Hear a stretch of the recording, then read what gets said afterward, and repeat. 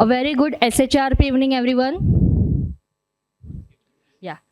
On behalf of SHRP family, I, Seema Nakum, extend a very warm welcome to all of you to the second edition of HR from CEO's Perspective, an executive roundtable held by SHRP, powered by Crown HR Services, and co-sponsored by PowerTech Energy Solutions, Tempest Central, and I Am Possible Training Solutions. It is truly heartening to see such a distinguished gatherings of leaders, professionals, and well-wishers who believe in the power of collaboration between CEOs and HR. This platform was created with a vision to bring together strategic minds and people champions to bridge perspectives and co-create the future of work.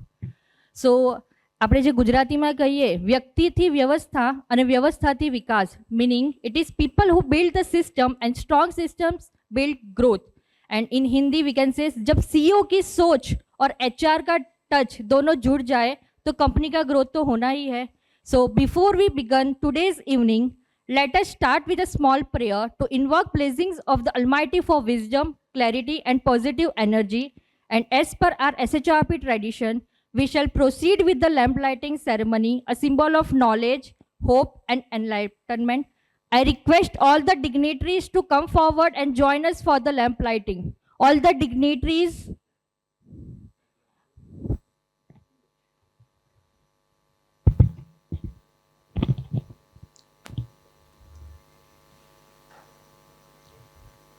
Sandeep sir, please join us.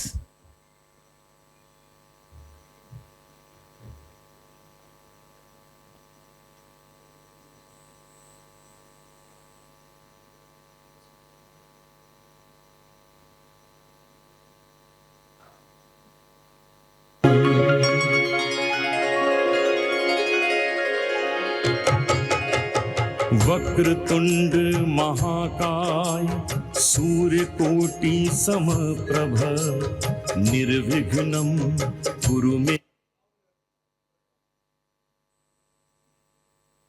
देव सर्वकार्येषु सर्वदा.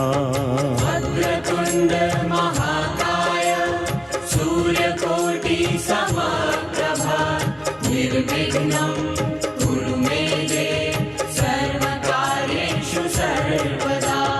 वक्रतुंड महाकाय सूर्यकोटि समप्रभा निर्विघ्नं कुरु मे देव सर्वकार्येषु सर्वदा. So thank you to all our dignitaries for gracing the lamp lighting ceremony. With this auspicious beginning, let's move forward into the heart of today's event. It is now my privilege to invite someone very special to take this event ahead, a person who truly embodies energy, inspiration, and transformation, Mr. Bhavin Shah, founder and director of I Am Possible Training Solutions, acclaimed as Gujarat's top corporate trainer and business coach. With over 16 years of experience, he has conducted more than 6,500 workshops, mentored and trained 450 plus corporate clients, and impacted the lives of over 600 individuals, including leaders from Fortune 500 companies.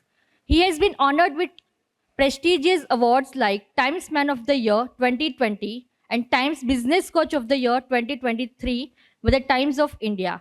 He has also been recognized by the Honorable Chief Minister of Gujarat and featured in leading publications like Economic Times, Forbes and India TV. दोस्तों अब आप समझ ही गए होंगे stage पे आने वाले हैं एक ऐसी पर्सनालिटी जो सिर्फ नॉलेज ही नहीं देते but the power house of motivation and energy. अगर माइक को रेस्ट ना मिले ना तो क्रेडिट भी इन्हें ही जाता है. So please join me with a huge round of applause in welcoming our co-host and the true showman of the evening, Mr. Bhavin Shah.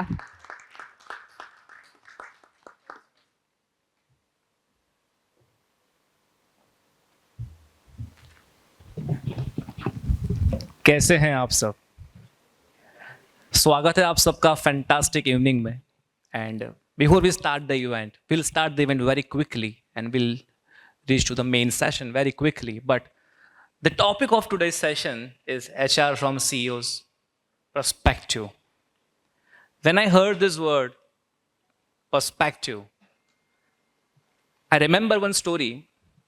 जब मैं दुबई जा रहा था and when I was waiting in a lounge in Dubai, Delhi airport, economic times newspaper मेरे सामने था और जैसे ही मैंने न्यूज़पेपर ओपन किया, फर्स्ट पेज पे, इकोनॉमिक टाइम्स के फर्स्ट पेज पे मैंने एक लाइन पढ़ी. The line was, India has a billion problems. Delhi is one of the busiest airport where so many international travelers are there. Economic Times represents India and first thought came into my mind कि कोई paper में आવું કેવી રીતે લખી શકે? How some newspaper can represent India like this? India has a billion problem, and that was a title of a particular first page of a newspaper. But surprisingly, कुछ बार ऐसा होता है कि हम लोग रिएक्शन बहुत फास्ट देते हैं कोई चीज़ का. And when I went further, उस लाइन के नीचे एक और लाइन थी, and the line was, that means India has a billion opportunities. It's a perspective. When there is a problem, there is a opportunity. So welcome to world of perspective. Welcome to world of SHRP, and now I am so happy. Initially, I used to take lots of time to introduce SHRP, but now when I'm coming on the stage and when I'm seeing the faces, it seems everybody knows. So I will not take that much time by introducing SHRP, but welcoming everybody, and let's give a huge round of applause, coming on time and settling a time and starting even on a time. Thank you so much for wonderful support. About SHRP, a small introduction. We started 2018. Our a few members started with in October 2018, and we still remember Hiren bhai, Nishan bhai, me, Prahlad bhai, Lakshman bhai, Jigar bhai, the few of the members I can see here right now. And there's so many different pillars also, students and everybody. And when I see students, they were fresher in the HR industry, and now they are representing different organizations as HR in 7 years of journey. It's a huge achievement for all of us. But when we started in 2018, and when I see in 2025, we have done multiple programs, and everybody knows the motto of SHRP is how we can contribute to someone's life, how we can prepare a better HR, how we can prepare someone for the better future. And right now we have thousands of members in SHRP community. We do lots of programs, Gyan Ratna Award, Yuva Ratna Award. We do HR from CEO. Specifically, I am so much excited when we talk about the HR Sammelan.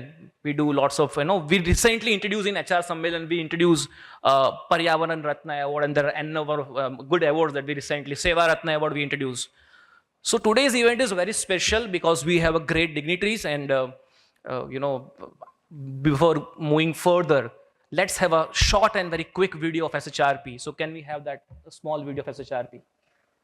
And before we start, can I see hands, like कितने लोग आज पहली बार आए हैं in this event? You have been introduced with SHRP for the first time. Fantastic. So I think so 30% we have a new people. Welcome to SHRP family, everyone. And let's have a small AV. SHRP woman wings દ્વારા આજરોજ દામાપુરા પ્રાથમિક શાળામાં zero waste અને વ્યસન મુક્તિ તેમજ જાગૃતિ માટેના કાર્યક્રમનું આયોજન કરવામાં આવ્યું. તો SHRP વુમન્સ વિંગ દ્વારા મહિલા દિવસની ઉજવણી અંતર્ગત મહિલાઓના સન્માનના કાર્યક્રમનું આયોજન કરવામાં આવ્યું હતું. SHRP દ્વારા HR પ્રોફેશનલ્સને સન્માનિત કરવા માટે HR કોરોના વોરિયર્સ એવોર્ડ્સનું આયોજન કરવામાં આવ્યું છે.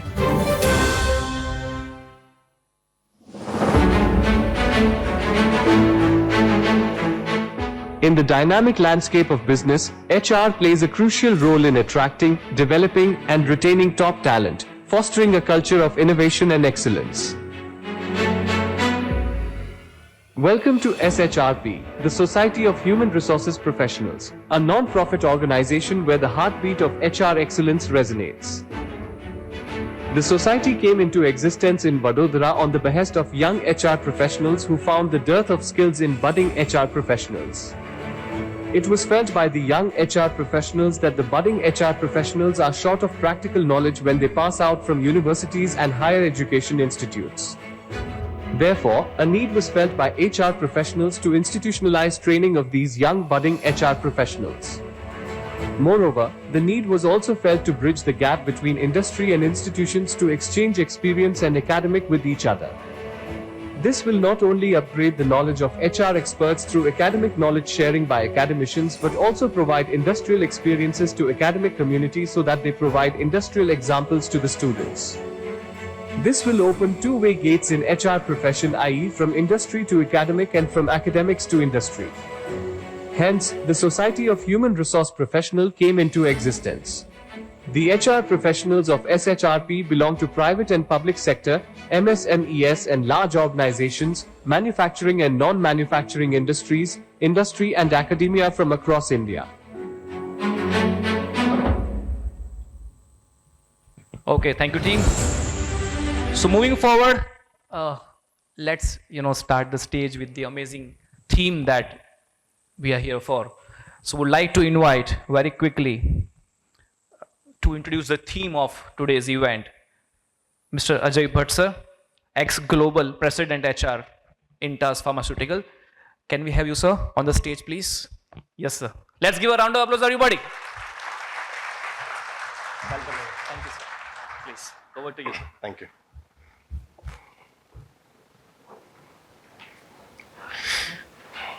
Good evening, everybody. I'm really impressed to see very few hands today when we say how many people are new. So, welcome to all those participants who is joining us today. Beginning from 2017 till now has been a remarkable journey.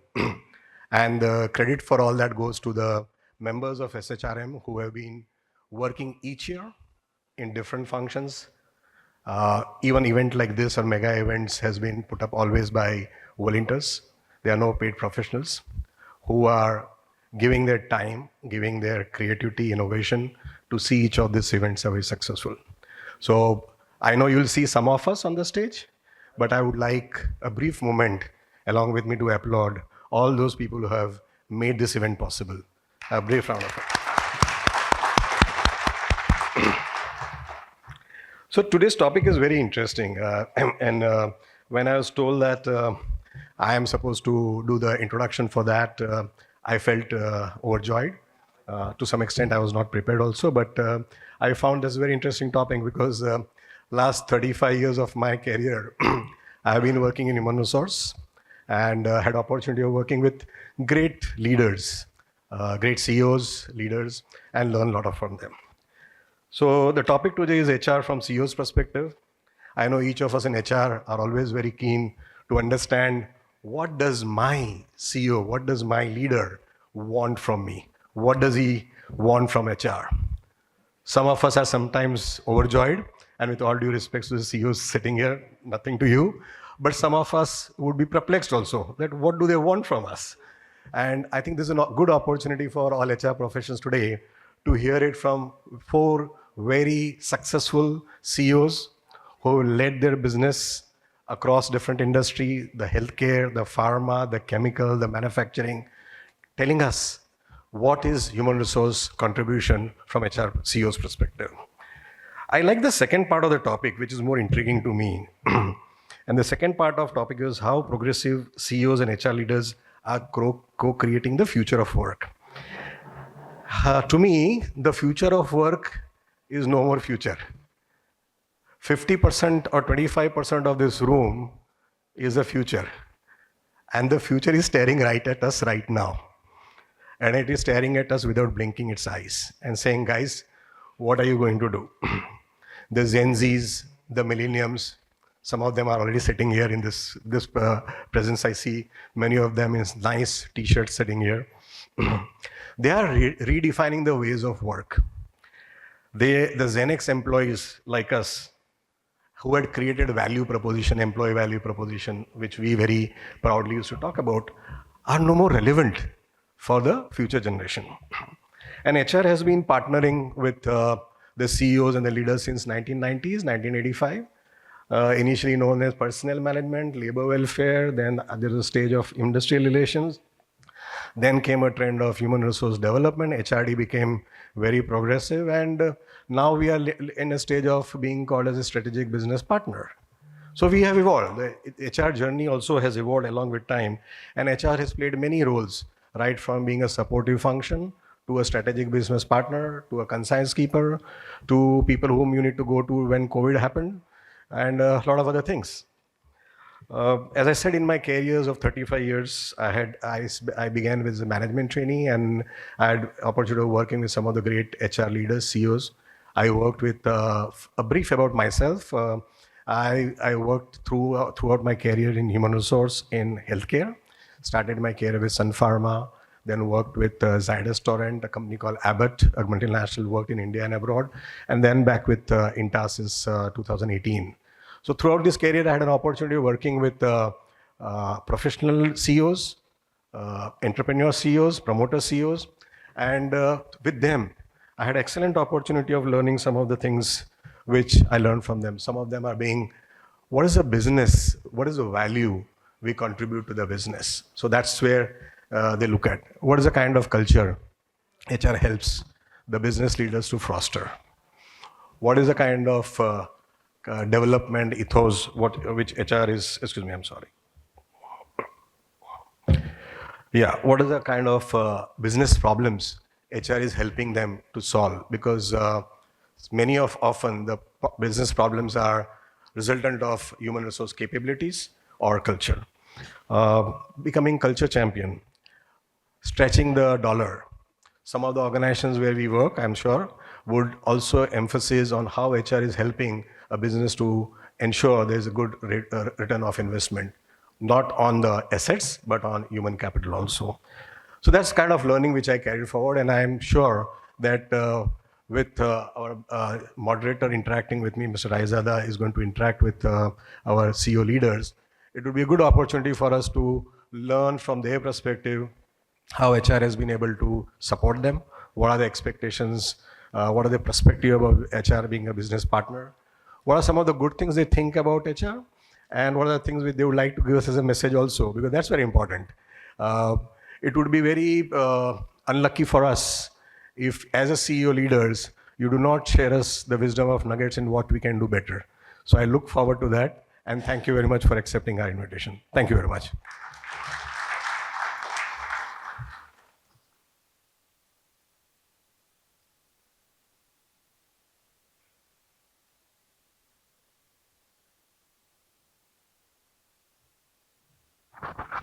So thank you so much, Ajay sir. Means a lot. And we have something special. So something, because after, let's say, a 5 minute, you are not going to use your mobile because it's a strict instructions from the dignitaries that let's keep the mobile aside and let's focus for the objective that why we are here. So before we do that, can we have a screen?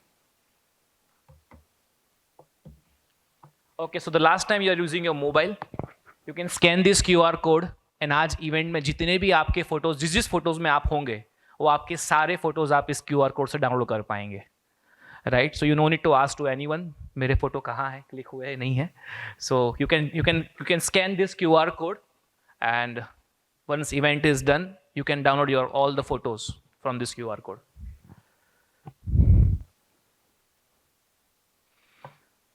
So you will see only your photos, right? For other photos, you have to ask.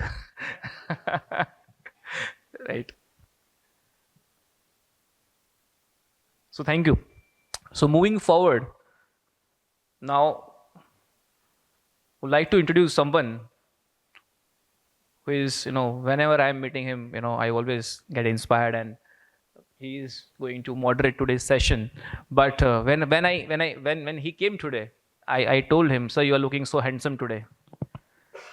And you will agree with me when sir will come on the stage. But let me introduce you. એમ પણ મને કીધું છે કે ભાવિન વધારે કશું બોલવાની, ज़्यादा बोलने की ज़रूरत नहीं है. But still, I'll take this privilege to introduce him further. So, would like to invite Dr. S.K. Raizada sir. So, would like to take this privilege that He is known as HR and IR guru with more than 43 years of experience.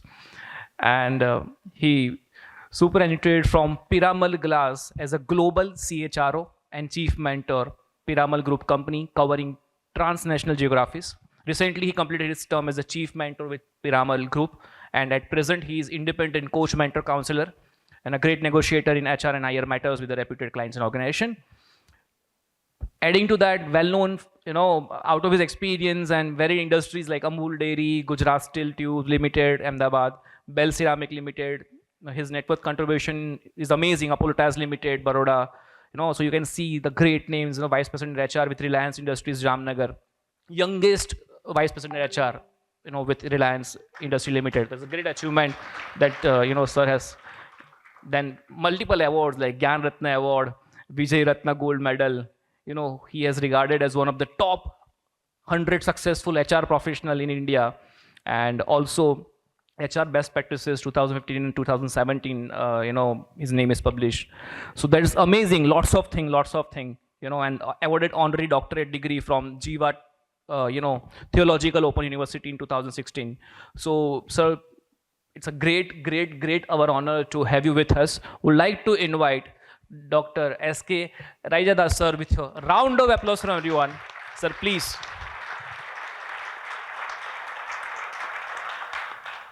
Sir, thank you so much. All yours. And good evening. So before we actually start, we introduce our esteemed speakers. I'm introducing a speaker who is a very well respected, intellectually acclaimed entrepreneur, Dr. Ajay Ranka, who is a renowned pioneer and innovator in nanotechnology based solutions and dedicated his life for developing sustainable technologies that conserves and extend the life of limited resources. He holds a PhD in polymer science and engineering from Lang University, US, and began his career in PPG Industries, Pittsburgh, USA. In 1997, he founded Zydex Industry with a vision to revolutionize the textile chemical industry. And today, they have developed over 200 innovative and world-class products solutions. It's a great achievement. It has earned numerous awards from prestigious institutions like International Road Federation, the Confederation of Indian Industry, the Federation of Gujarat Industries, Marico and INC, and many more. His contribution has been recognized globally. He serves as a board member for the IRF and has been a board member of Technology Development Board of Government of India. A very rare feat. A round of applause, please. Beyond his corporate success, he is deeply committed to social causes. He is the founder director of Shashwat Vikas Prabodhan Parishad, an NGO dedicated in transforming villages in 6 tribal districts of Gujarat. His visionary program, Prakalp Sanjeevani program, supports farmers in transitioning to chemical-free farming with one crop cycle, combining Vedic farming practices with modern biotechnology to improve yields and quality at a reduced cost. He has a deep interest in academia and he serves on the board of MS University of Baroda, GSFC University, Auro University Surat, and LIT University of Nagpur. And his extensive contributions has positioned Zydex in the forefront of world-class innovations. So we are extremely delighted and fortunate to have you here, sir. Dr. Ajay Ranka, kindly grace the stage, please. A round of applause to Dr. Ajay Ranka. And would like to invite Pawan to welcome sir with the plant.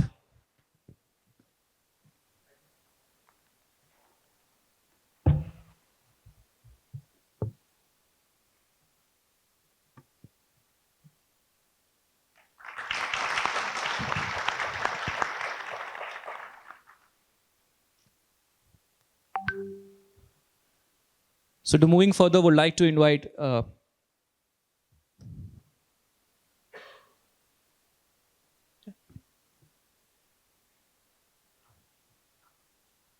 So I'd like to invite Mr. Rajesh Palkar sir, ex-GM IR Deepak Group, please. Let's give a big hand, everybody.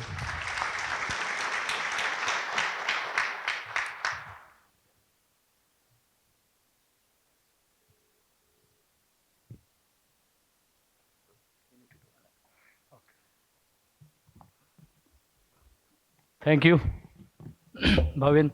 Thank you, sir. Welcome all. It's a great, delightful sight. I welcome Maulik Bhai to please take the dais. Maulik Bhai, please. I am really thankful, Erin Bhai, to give me an opportunity to introduce Maulik Bhai because I think I'm very fortunate to be associated with him for so many years and in so many different situations. And I can give my, rather than making a formal introduction, I would say some informal things. He is probably one of the most down-to-earth CEOs. And, he believes in learning the smallest thing. So that is his quality. And that is very essential. Now I'll just formally introduce Maulik Bhai. So Maulik Bhai is Executive Director and CEO of Deepak Nitrite. And he is a very young, dynamic, innovative thinker who leads from the front, is on sustainable operations and collaborative efforts by using LACE to deliver more, has made responsible chemistry as an integral part of Deepak Group. His forte has been a fine balance between generating business and delivering community welfare for inclusive growth. A third generation business leader, he believes in making in India, for India and the world. And Maulik Bhai, it has always been an inspiration when I talk to you. And I would like to share, he had not asked me, to disclose. Although he is not keeping well, he has managed to be here. That is his spirit. Thank you. Thank you. Thank you so much, sir. So would like to invite Karthik. Welcome, sir, with the gifting plant, please.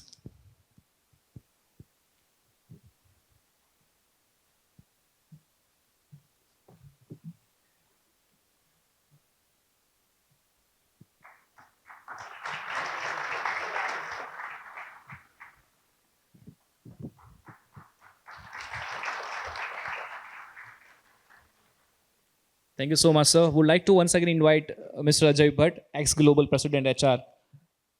Yes, please, sir. Intas Pharmaceuticals. Welcome, sir, once again. Over to you. Hi, good evening, everybody. Surprised to see me again? Not. Thank you. So I have an opportunity to introduce a very dear friend and a colleague who started his journey like many of us. He started from the bottoms of the organization. He started as a medical rep and grew to be one of the most successful leaders in the pharma industry. He has been an expert on the domain of cardio-diabetology, but more so, he has been expert in areas of building teams, creating successful teams which have been ensuring that they carry the knowledge of medicine to doctors around India. And at a point of time when he felt that being a professional is not what he wants to, he decided to embark on his own. And he is a first generation CEO, founder member of Azax Healthcare. And sorry for the name.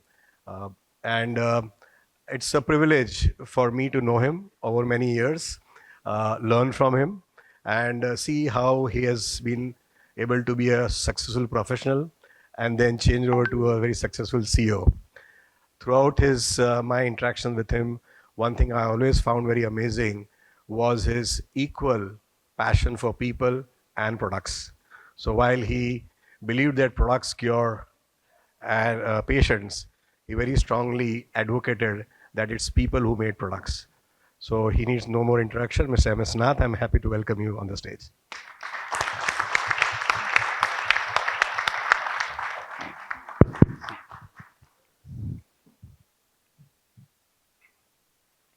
Thank you so much.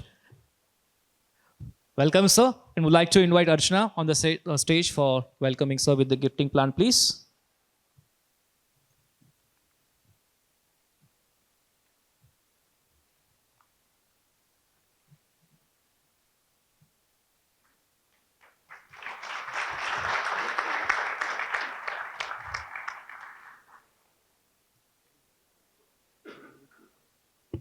And for inviting next dignitary, would like to invite Amit Karandikar, sir, people leader of Orbia, member of Management Council of, Netafim.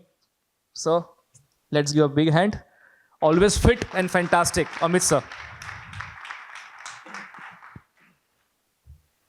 Thanks, Bhavin. Good evening, everyone. I think I'm feeling I'm standing in between a very august dais and Rajada sir, but I'll take 2 minutes to introduce Nikhil.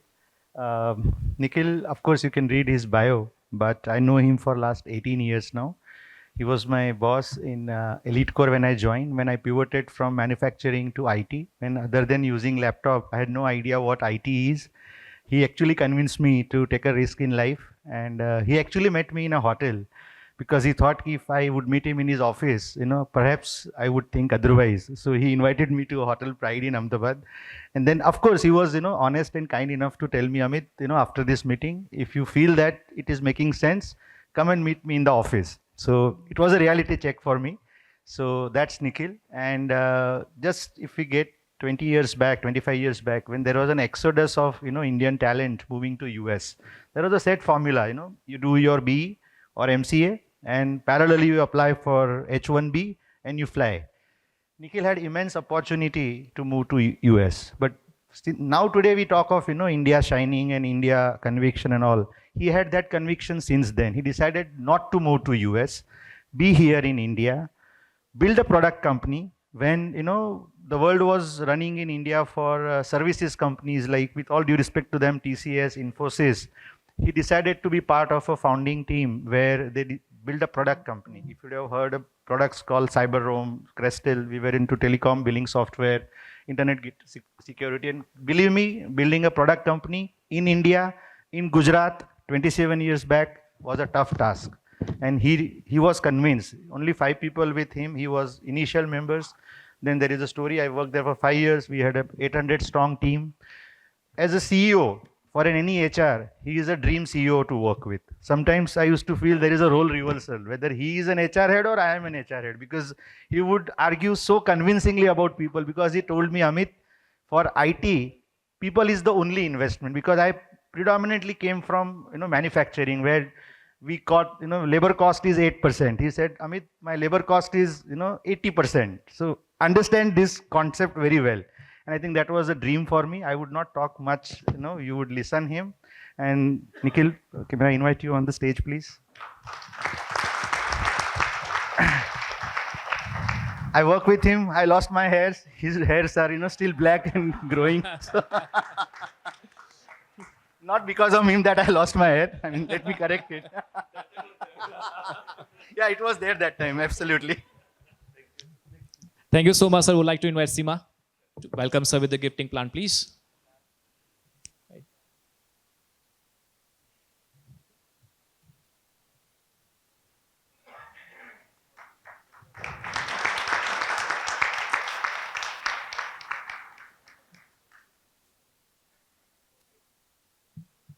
Thank you so much, all the dignitaries. And once again, would like to invite Dr. S.K. Rajada, sir, to initiate the roundtable and to felicitate sir, to welcome sir with the gifting plan. Would like to invite Mayur is here. Okay, Mayur, please.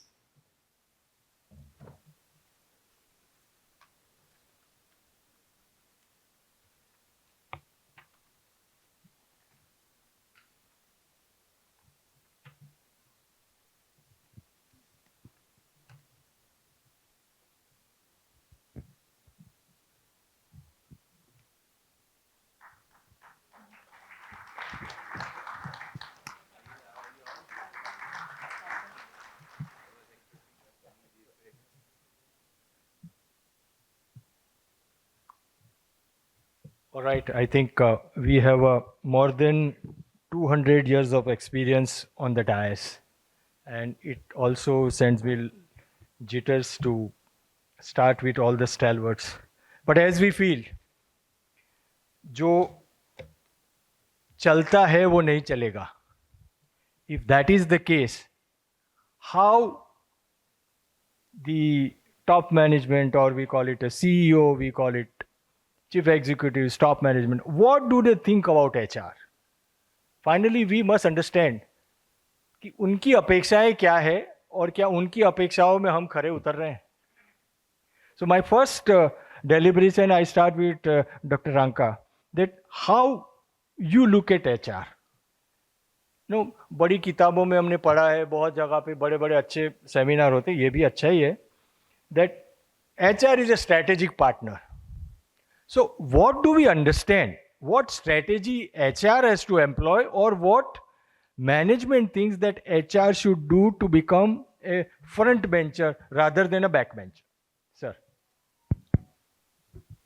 Okay, let me first thank all of you for coming and inviting me and being part of this deliberation. If I want to tell you in one line, what do I see as HR? What is your function? So your function is to create constant manageable pain in the company. So you will say this is a funny one. But that's exactly describes the entire scenario, what all the HR processes are supposed to do. Constant manageable pain. Because without pain, you cannot be healthy. Your organization cannot be healthy. So it is almost like an exercise. So that's my description of when I look at HR. Is HR creating enough pain? Then they are doing a good job. Otherwise not. So that's your benchmark. Okay. Now second thing, what he asked is, at a strategic level, should strategy department and the HR department should merge? Now this will have multiple answers.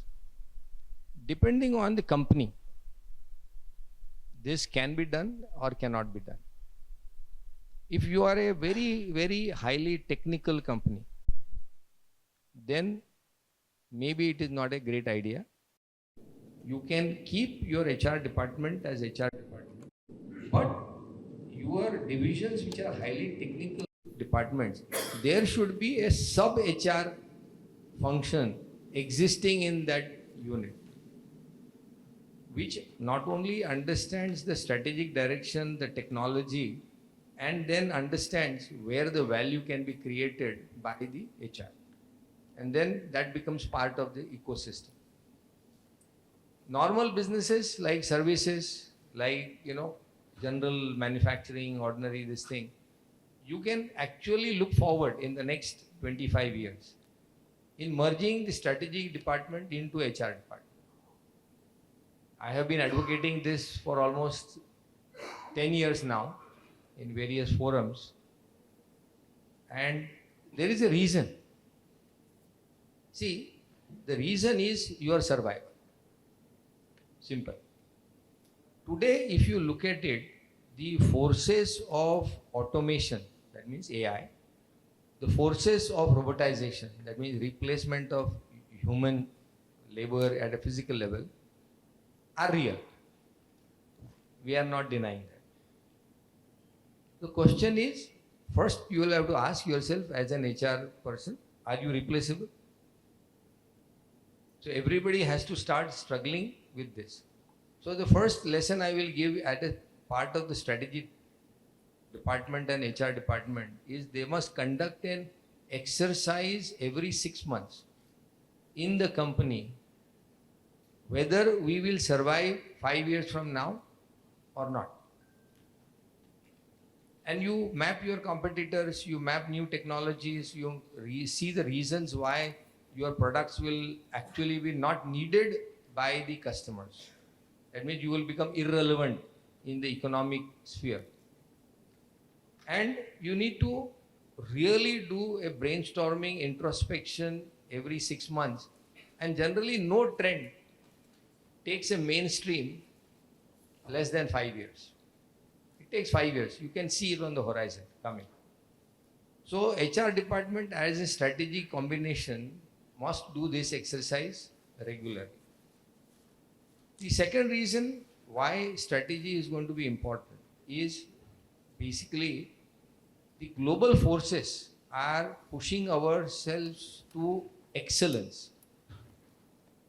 There is a huge need of HR and strategy to work on this mindset of everybody working as colleagues.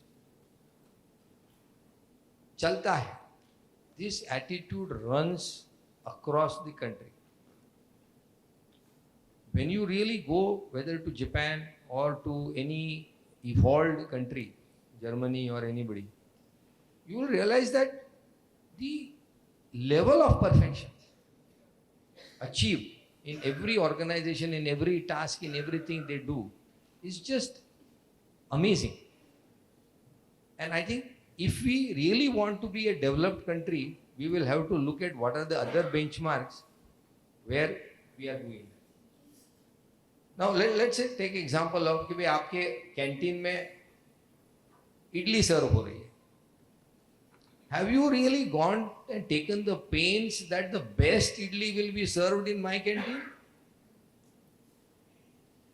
आपको वो इडली का recipe पता है कि उसके अंदर पोहा डालना चाहिए सॉफ्ट करने के लिए, उसका फर्मेंटेशन कितना होना चाहिए, नहीं पता है, किसी के ध्यान ही नहीं है. वो सांबार का टेस्ट कैसा होना चाहिए, उसकी स्पाइसेस कहाँ से आनी चाहिए.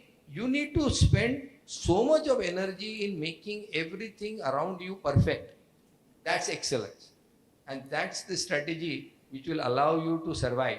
And that is where, the sort of support function needs to come through.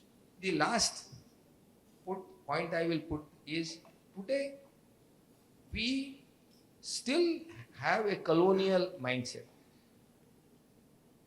We still use sir. We still use a tremendous respect at the top and actually a very low respect at the bottom. I started this concept in my company. I said, I need to eliminate the word employee and employer in my vocabulary of the entire company. Nobody should use the word employee or employer. So we in our company, we call everybody Zydexians. They're all our colleagues. And not only we should say that, but we should act like that. And that is where I would say at a strategic level, if you want to change the culture of your company, you need to start working on some of these points. Now naturally, strategy of pricing, strategy of marketing, strategy of all that, that may not be in the purview of HR. But changing the culture to achieve the overall survival of the company, I think is the strategy which I feel you need to look at it from an HR perspective. Thank you. Very well said, sir. HR has to create value and look for future. There has to be a continuous barometer where you test yourself, test your skills, hone your skills. My next point to Mr. Nath is that we always feel that we should create a learning organization. And the common understanding, even with the HR professional, is that we should create a lot of learning programs, training programs. People should get their skills. Is it really the learning organization? Or you want to co-create with HR that the organization needs are fulfilled, at the same time the future needs are also taken care of? Your take, sir. Largely on learning organization and how HR can play a very active role. Your thought? Very good evening to all of you. What is HR? What is finance? What is marketing? I think we all know the definition. What is MS Nath? I don't know, means there could be many things one can describe. But I think we need to look at the role and responsibility. That's a name coined. For an organization, the finance department is very important. HR department is, there's a department, no? There's a sales and marketing department, production department. What is production department? What is HR department? Is a department. And then we need to think of this department has got some role and responsibility. So now what is role and what is responsibility? Role is what we do, actions.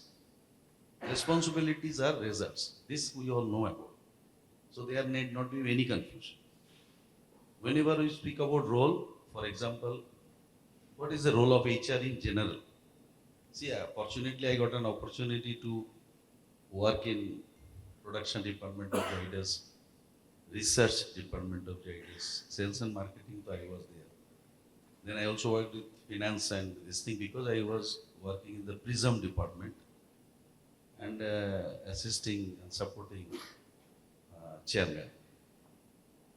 So I got an opportunity to work with almost all of the departments. So every department we looked into role and responsibility. So in HR, what will be the role? First is the HR is we the people. Organization is run by a people. So we the people, like in a country, the most powerful is not Prime Minister or Home Minister or anybody. It is the people. They are very powerful, right? So we the people is a nature. So organization will be great, outstanding, whatever the rank they want to achieve. Ultimately, everything will happen with the people, with the people. So we need to look at that we get the best people in the organization. And then once we get the best people, through a proper systematic skill and fitment, because there are people, I need to get the best talent for the best task. So for which task I am recruiting somebody. Once I recruit it, and then on that task, according to the organization, there is a training and development. So I need to focus on those areas. That training and development is properly happening or not. There will be clear-cut coordination with the CEO of the company. See, there one thing that we need to always remember, we cannot work to make somebody happy. We need to, if I work to make my organization successful, no, everybody will be happy with me. Isn't it? So if you are I see a lot of young people over here. You need not to work. In my entire life, I never worked to make anybody happy. I have worked as per the guidelines of the organization and for the result that was expected out of me. If I am focused on that and with my hard work, honest, sincere work and continuous learning, if I can bring that result in that particular situation, everybody will be happy with me. So therefore focus on your role and your responsibility to what is given. Understand that very well. And once in a nature you get it, you have actually more responsibility because entire success of an organization is dependent on nature. For me, in my organization, my pillars are my finance person, my HR person, my sales and marketing people, and as well as the product development. So these are the 4 pillars which makes my organization successful. But everybody becomes successful and HR is not getting to unable to get a right person. So ultimately nothing is going to be helpful. So that learning and development is actually keeps us relevant and competitive. So therefore that should be very, very important area to remain relevant, to remain competitive. What we know is very, very important. But what we can learn becomes more important. So therefore, continuously put an effort that what I can learn to make it better. Find out opportunities, find out the way, innovative way to do it. Everything is changing. In our time, the expectation of the people was different. Today, expectation of the people are different. Because current generation, you think of 70s, there was fight for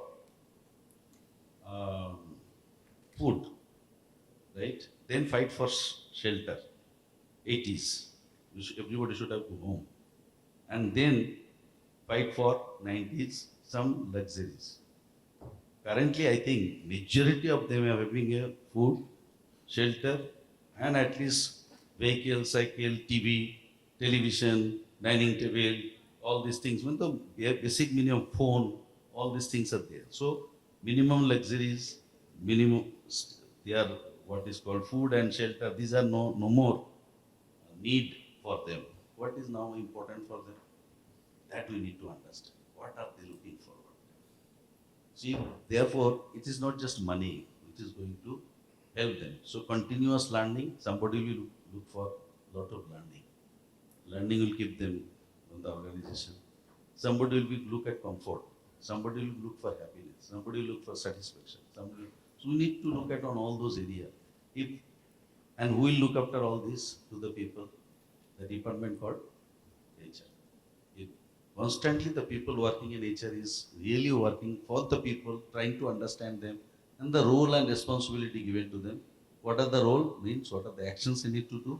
And then out of that actions, what is expected? The attrition I have to reduce, if that is the responsibility. Then role will be, how can I select better people, keep them trained, make them happy? So these are the actions I need to do. So learning and development is very, very important. Wonderfully explained. Role, responsibility, and what you should know, that what you know, but it is also important that what you don't know and how you are going to acquire that knowledge. So my next question is to Maulik bhai. You are running a large, vast empire where there are business-driven initiatives and driving performance. How you see role of an HR in driving those initiatives, or how HR can contribute in business-driven initiatives? Your thoughts, sir.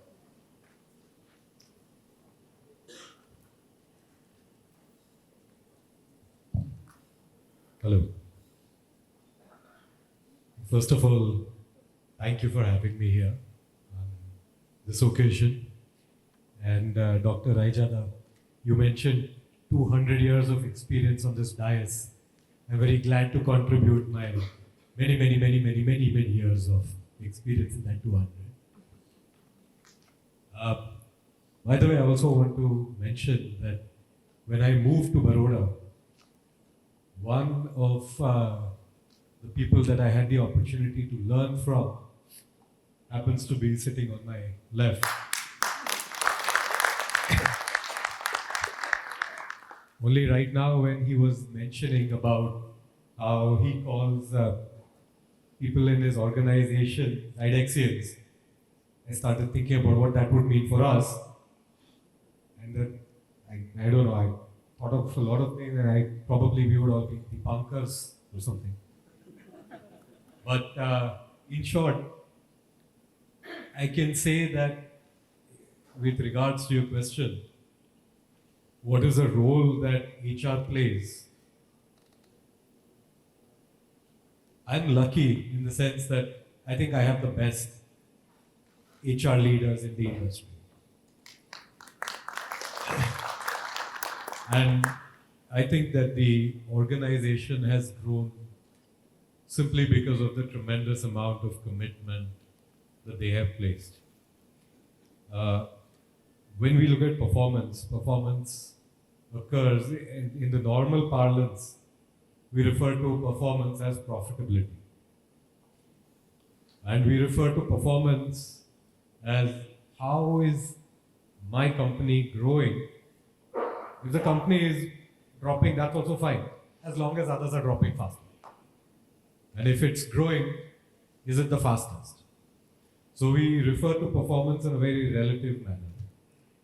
And nobody is more attuned to that than HR, because HR is all about the ebb and flow of talent. But HR is also the only department in the whole organization that operates on a two-way street. Everybody else, procurement, marketing, operations, something is given to them, they do something, and then they give it on to us. HR ensures that something is traveling one way as well as traveling the other way. That means that the job of HR is essentially to make sure that the intention matches the perception. हम English में बोल रहे हैं, वो हिंदी में सुन रहे हैं. So we may believe that we are an employer of choice. We may believe that we look at all these awards that we won. Half of those awards may have been paid for. Look at all of these great conclaves that we went to. We got this award, a great place to work, this, that, etc. But does the employee feel valued? Does the employee feel like they have contributed meaningfully to the organization? Oh, the organization had performance. Did the employee have performance? Did the employee grow when the organization grew? It's not about the quality of the CV, but it is about whether that particular employee is able to put their collar up when they say that they are with this organization, and everybody in that person's room is able to say, aha, okay, then what are it? Can you help me? Can I also get there? And that should be the HR leader's role in shepherding the perception of the employees and the stakeholders to the leadership and the intention of the leadership to the stakeholders. And in terms of performance, we experimented with this in Deepak. We decided that we will have an x-axis and we will have a y-axis. On one axis, we will have a financial growth. This is what kind of revenue growth we'll have, performance, profitability growth we'll have. But really, does every employee genuinely care so much about that? So, on the other axis, we had what we will call depend on Deepak. Every employee, every potential employee has a choice, their time, which is the most valuable thing that they own, their time and their investment. Can the company create value by giving them a reason to invest the next hour, the next year of their life into the company? Are we able to say that that employee has a reason to depend on Deepak? Does that employee have a reason to reject another offer and remain committed, not just to the person sitting next to them, but the person that they meet once in a month, once in 6 months? What is the reason to stay committed at the highest degree of personal investment to the organization? And for that, what my HR leaders decided to do is take the onus, partner up with other decision makers and say, we will create an interdependency matrix. Nothing happens because of one person trying to clap his hands very, very hard, not even a CEO. But by ensuring that all stakeholders are treated equally with dignity and all stakeholders are clearly invested in making sure that other stakeholders also succeed. By the way, not a job that's easy, and not a job that can be done by anyone but HR. So in Deepak, they created an interdependency framework, which means that a large part of my success can only be a success if the people that I depend on have been successful. And so much so for them as well. And that is how they were able to map depend on Deepak. And can I also tell you that they had huge challenges. Huge challenges. It sounds very easy on paper. Everything looks, by the way, I've learned this over the last many years, everything looks easier on a PowerPoint. Everything looks easier on a whiteboard. Because on those things, right, what you are showing is just logic. And HR operates in everything other than logic. You have to spend your time trying to make, all of you, you have to make people believe that their self-desires and self-goals are aligned with the company. The company's performance is being measured by people who are not even within the company. So, the HR fraternity, I hear all of this conversation about AI and all of these things. I do believe that the role of HR will never disappear while people are still working in organizations. But the impact that you can play wildly depends on whether you are able to convince the CEO that human and humanity is critical to the growth of the organization. And in our company, I think that has been one of HR's greatest success stories in making sure that the human, the humanity, the humbleness and the dignity of the individual at every level, senior, junior, doesn't matter. They've been able to spot leadership at every level. And they have been able to put people front and center to performance, not profit. Wonderful. I think a lot of kudos to the HR function. कि पंख काफी नहीं है आसमानों के लिए, हौसला भी चाहिए ऊंची उड़ानों के लिए. So that's a great narration by Baurin bhai. My request to Nikhil bhai would be that when we say that our organization has to be future ready and we should embrace the change. So what kind of future ready organizations you look at it, and what role from CEO's lens HR can play into that? Yeah, thank you first of all being over here. I will tell you the story which Amit started in the beginning, and I will tell you how HR become a critical role. So coming from the engineering college, starting the company, product company, and coming out with a good product, we got early success, and we reached out to across India with our product. And suddenly our HR was young, and we were that time the issue was the IT team used to be very young. Until 2014, our average age was only 30 years. And to grow the organization, right, the problem was to bring the good competency outside Ahmedabad or Gujarat in Ahmedabad. And coming out as in freshers from the university, getting the product right, getting the early success, you're not understanding what the HR means basically. What is the organization processes, policies? And that's what the future problem is also. When you're working with a millennial, they don't understand the structures. And I will give you another example. When I was in NVIDIA, so in India, we are mostly driven by control system. We would like to have a performance by controlling people, right? So that's one. I will park that over here. So when I interviewed Amit, rather than interviewed, it's a wrong word interviewing, right? I got the reference of Amit through some influential person, and I was very clear in my mind how to influence Amit to join the organization, because at that time he has a much more experience than all of us, ex-Reliance, ex-Intas, right? Senior than us.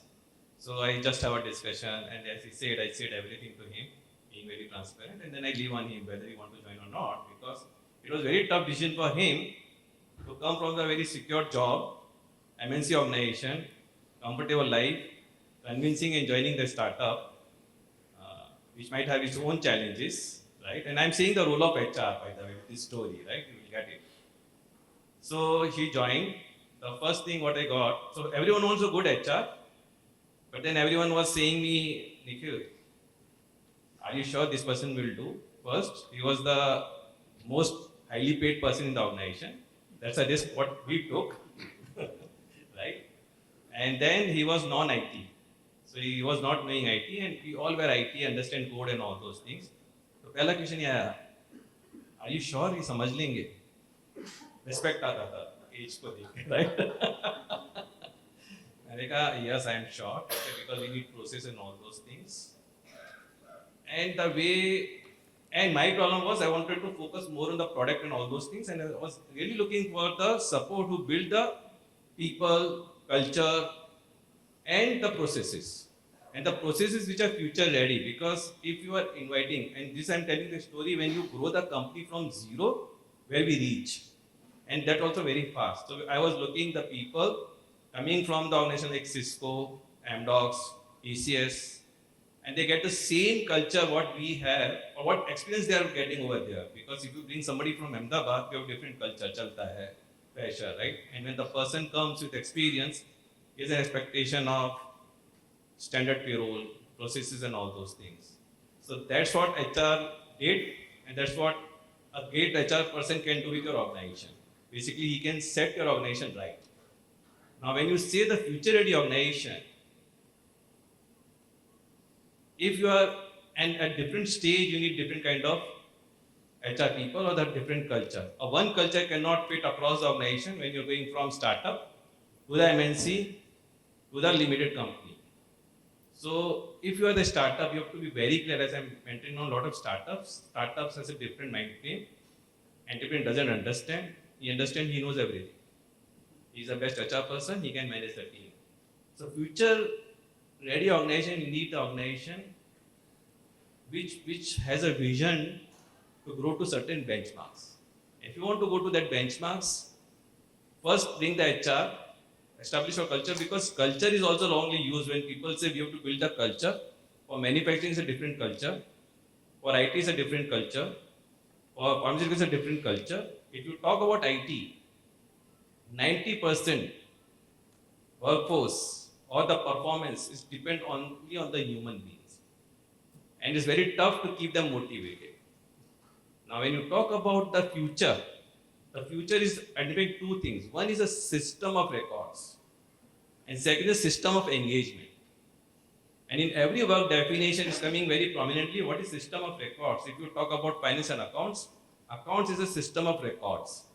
When you talk about HR, payroll, attendance, all those basic things are system of records, which will probably is taken by the automation or the AI and all those things. What is the system of engagement?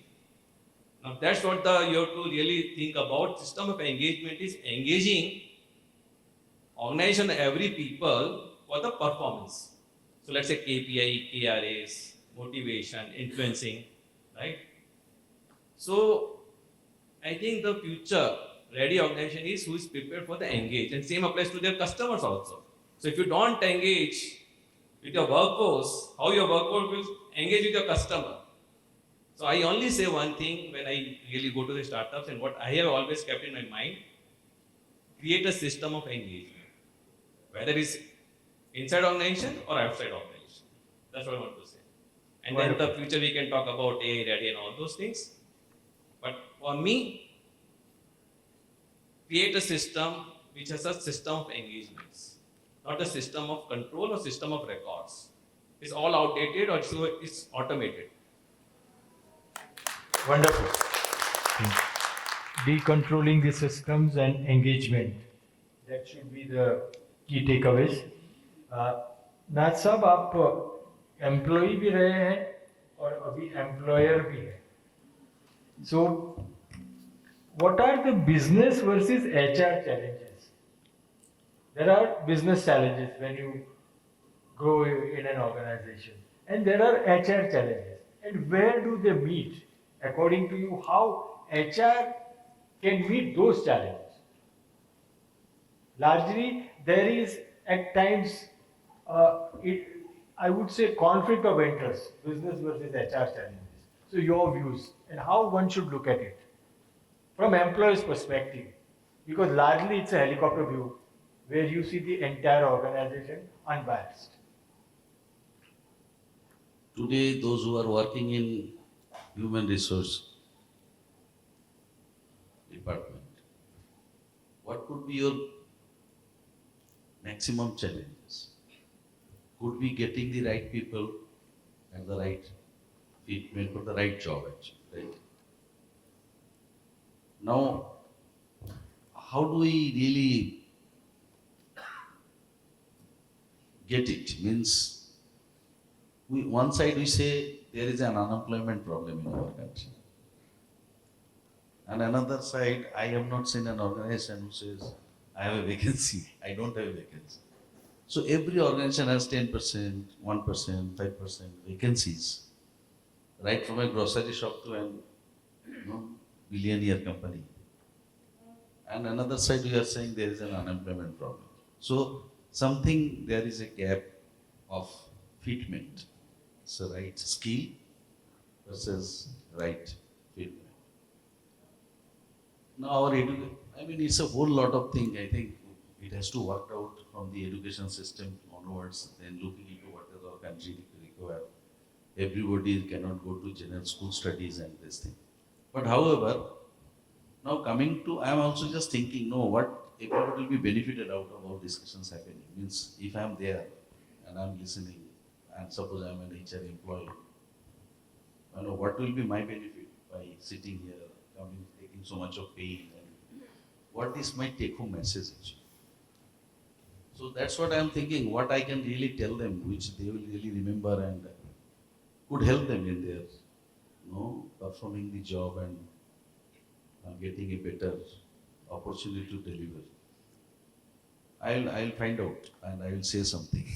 So before you go, let me think about it, because taking so much of pain and coming over here, and then you need to know something very unique and fantastic so that which can really help you in your life in time to time.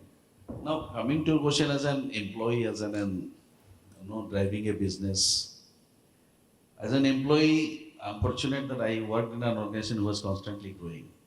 So 30 years I have worked in the same organization. In 30 years I got 18 promotions. So nothing to clap about it. It's about me. So, and it was not my relative or uncle or somebody's organization, right? It was an Gujarati organization. I'm a Bengali, so there is nothing on family relation. And as Ajay sir said, he was my HR when I came to head office also. And we had an opportunity to work with him, and he has found, we are very hardworking people and committed, and I have never felt it was not my organization. So I was challenging everybody for every decision, right? If I feel it is not a good decision for the organization. So as an employee, as I told you at the beginning also, you need not to work to make anybody happy. You need to only focus. Suppose what I expect from my daughter. When my daughter or my son will be best daughter or best son, when they love me very much, do everything for me, to make good food or bring something to me, no. If they are very focused on their education, very focused on their discipline, if they are very focused, what is expected from a son and daughter as a student or this thing, if they become very successful in life, is it not my best son and best daughter? Isn't it? So therefore, all of us sitting over here, if you are having some responsibility, let us focus on our role and responsibility and do it so well so that my senior, my organization, my colleague becomes proud of me. That is the first thing. It comes from my behavior, my skill, the way I really perform my job. So every area of your life, you think that what can I do which can really help everyone in the organization or in the profit of the organization or in the growth of the organization. And as a person who is driving business, whether you are owner, co-founder, or you are the CEO, every time you need to really seriously think, what will make this man happy? Now everybody's happiness is not similar. Somebody will be very happy if he is given a flexible time working. Flexi time working. Somebody will be very happy. It depends on it. Whether I am talking about the employee working in a factory, or I am talking about the people working in the research center, or I'm talking about the people working in the field, or I'm talking about the people working in the creative of IT platform for forum. So if suppose they are in research or they are in IT sector, do they really every day come to office and work? Or an administrator if need to come, do a research fellow every day come to office? Maybe a factory man has to come to office every day, right? So I have to really customize the need of the employee and then work out then we go for Chinese restaurant or generalized restaurant is also there. Chinese restaurant is also there.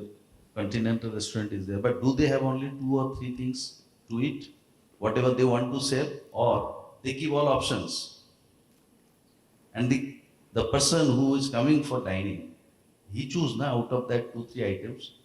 So I think, I don't know, somewhere we keep something, policy of the company for everybody.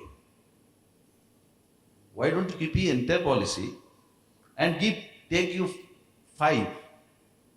You have a budget. So any 5 will be able to fit in that budget. So keep 5 policies, out of your 10-15 options, right? Flexi working, support related to what is called a special training required, some skill support required, or somebody needs a commute support, how to come to office, this thing. So putting all together, you give everything and then ask, out of that, which this thing you need, which one you need, which are the 5 you need. So let them select which are the 5 they need, which will be fitting into their own requirement. Also, the organization as a management, it is very, very important to think that can we give them support, emergency support, personal support, financial support, not by giving money. I'm saying, suppose do I know how to, do I have a counselor or somebody will tell me how can become independent, financially independent when I reach age of 50. Once you reach the age of 50, you continue to work, but you should not work to run your family. You should then work for your passion. You need to have financial stability that much, that now even you don't earn, you will not be having a lifestyle changes. You'll be able to maintain your lifestyle. Are you giving that training when somebody is joining us at the age of 25, 30? So that one support. Second, do I really give my children counseling for education purpose? To my organization is going to look after me? Is there some scheme is there to take care of my parents? Is my organization having something?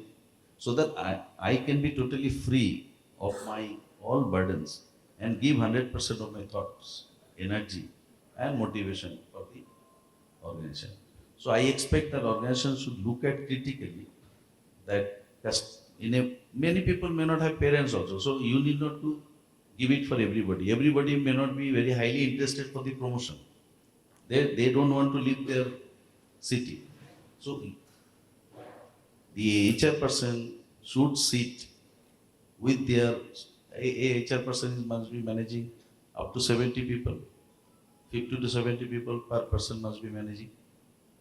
So those 50, 70 people, they need to do the profiling. Who needs what? And accordingly, they will be creating a checklist, work with the CEO or management, and then these are what we need. And they will ensure that there is a better performance, more satisfied, more happy, and there is hardly any attrition unless there is an emergency, and they really continuous learning, developing, and evaluation is happening. So wonderfully explained need of an employee and create a support system. That's the need of an hour.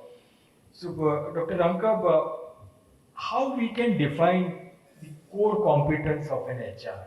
When we say we are also planning to merge HR in a strategy. So according to you, what could be the couple of features which could create core competence for the HR? Or how you look at it? What are your expectations when you say he is a competent HR person. So what do you look into?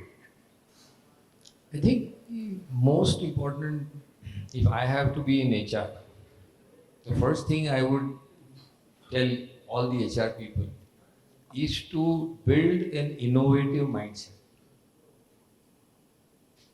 Are you really innovating something? Are you really improving? And what is the innovation? Let me define for you what is the process of innovation. Innovation is killing your today. So, killing your today so that you can create a better tomorrow. Correct?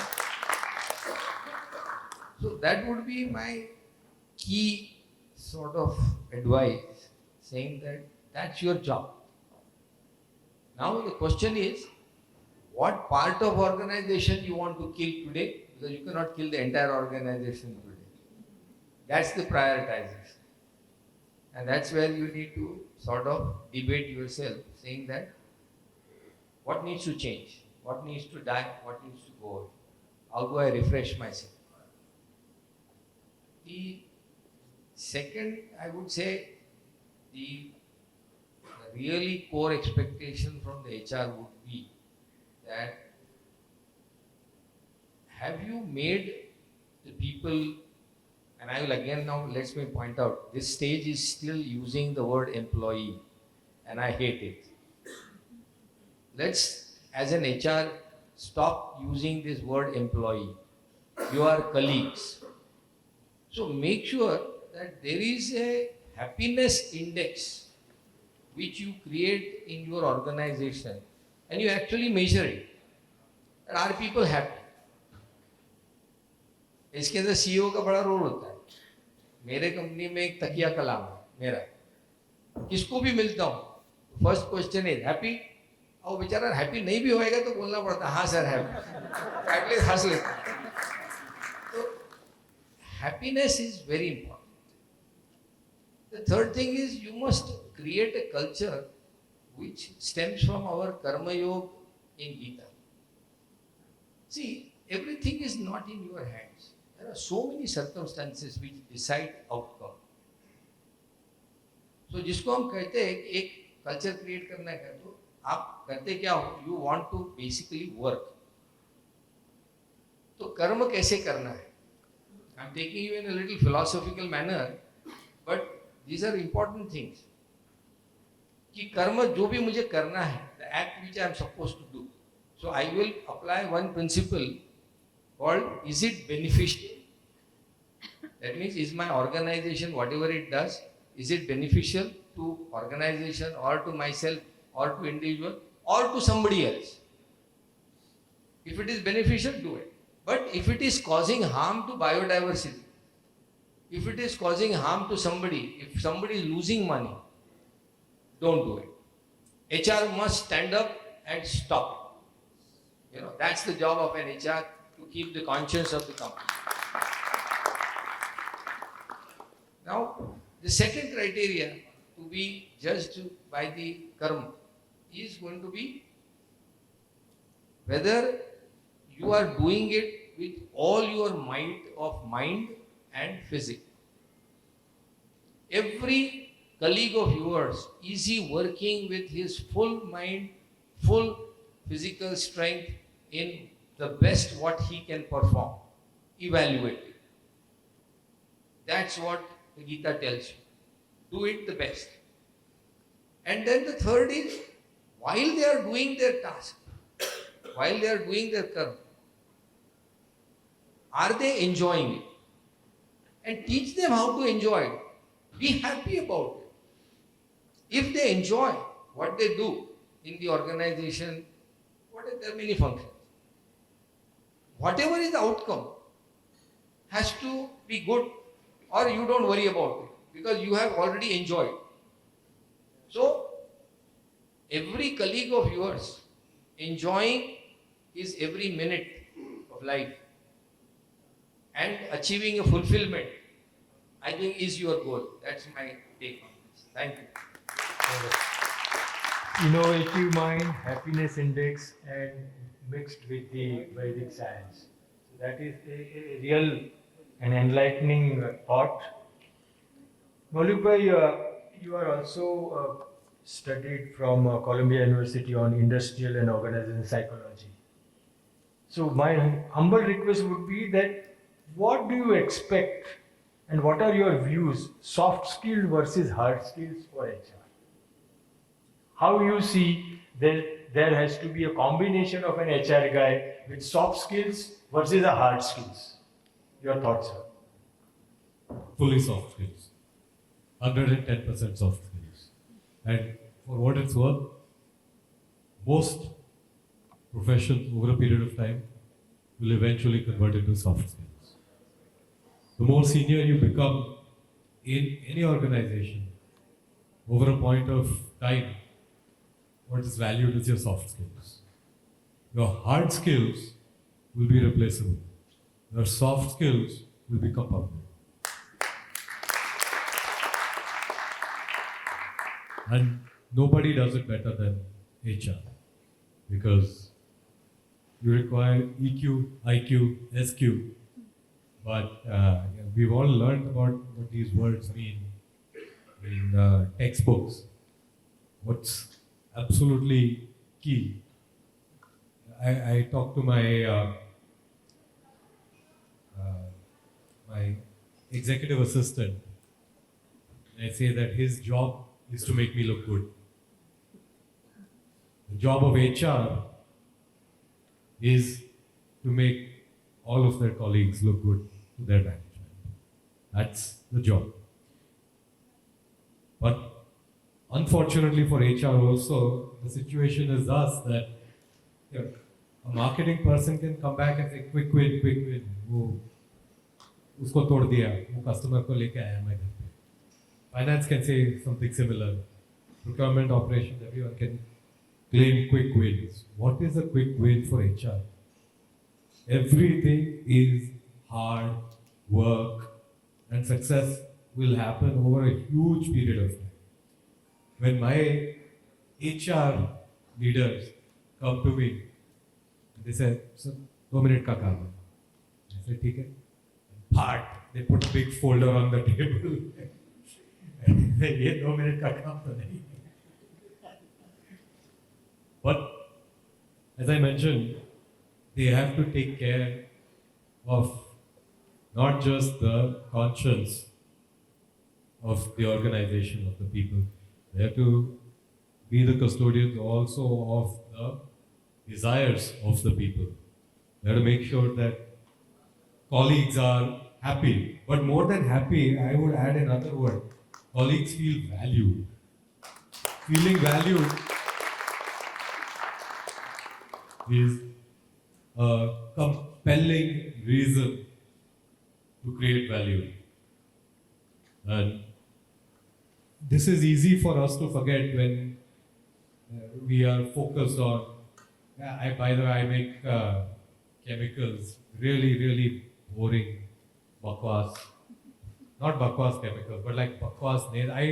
When I was young, I remember I was on a flight with someone. And I hate chemistry, by the way. I hate chemistry. But I was sitting next to someone on a flight and I was bitching about it. And I said, why couldn't my company be making Lindt chocolates? Why couldn't they be making Ferraris? Why couldn't they be making Aston Martin? Something fun. I can't even pronounce half the things that we make. वो सब short form पे काम चलते रहता है. And the guy sitting next to me, complete stranger, by the way, he tapped me and he said, "Just 1 minute, can I say something?" While we were landing. For 1.5 hours, he heard patiently about me complaining like a completely entitled brat who had taken so many things for granted. And he said, "Can I just ask you, if you were making Lindt chocolates, you would eat Lindt chocolates all day long?" I said, "No." If you were making Ferraris, you would be driving 24 hours in a Ferrari all the time, everywhere. I said, "No." He said, "Then how does it matter? You have that product, you can't pronounce it, you call it Lindt." You call that other thing, you call it Ferrari. Third thing, you call it Aston Martin. Product's name does not change what it does. But you are dealing with people who are making those things. And sometimes you have so much that you wish you could say to a stranger that just touch your life, change your life, and disappear. You have no idea where that person is. And every opportunity that I get, I want to say thank you to a person I will never meet again. Because I don't even remember what that person looked like. But this advice has been one of the most valuable bits of advice. And by the way, when it comes to your colleagues, people who are working with you, they expect me to do something. They expect me to be good. They expect me to value them, and they expect to feel valued. By the way, for HR professionals, let me tell you one thing. The biggest problem that you will always face with your CEO, no matter what, these CEOs here are far better than I am, but you will face this problem no matter what. And that will be to get your CEO to create your KRAs and to get your CEO to appraise your KRAs, regardless of industry. But when I remember my children, someone asked them, "Oh, what does your daddy do?" And their answer was, they had just learned this. So their answer was, "My daddy makes pollution." And it's true, right? It's true. He does. He makes pollution. But also, and this is the valuable part that HR leaders will always tell the other. I keep feeling bad now about saying employees, so thank you. But this is the value here. Yes, he makes pollution, but he also makes value. And he tries his best to make sure that the world is better because what he created exists than if it did not exist. And that is the meaning of being valued. And if everyone who is there in your organization has one thing that they expect from you, it is simply this. Do they have the right, the opportunity, the freedom to feel valued? And if they do, if they have that space, in a nutshell, everything that I learned in organizational psychology taught me this, that HR essentially allows you to believe that you are able to create value. And that value will almost never be consistently compounded by hard skills. Unless you are in that kind of a profession where you're a carpenter or you're working in a performing art or something like that, it will almost always, in any enterprise which is governed by whether it makes profit or not, it will be gauged on the basis of how you have been able to compound soft skills.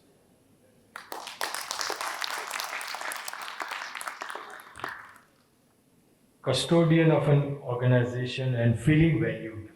I think these are the real insight into it, that value creates value. If you are valued, you create value for others. That's the real crux of your success, your organization success. Nikhil bhai, when we talk of HR as a change agent, and we always talk in many forums, many places, we read that HR has to be a champion of change. So how do you see it, and what do you expect that my HR guy should be a champion of change? What kind of your thought process? Yeah.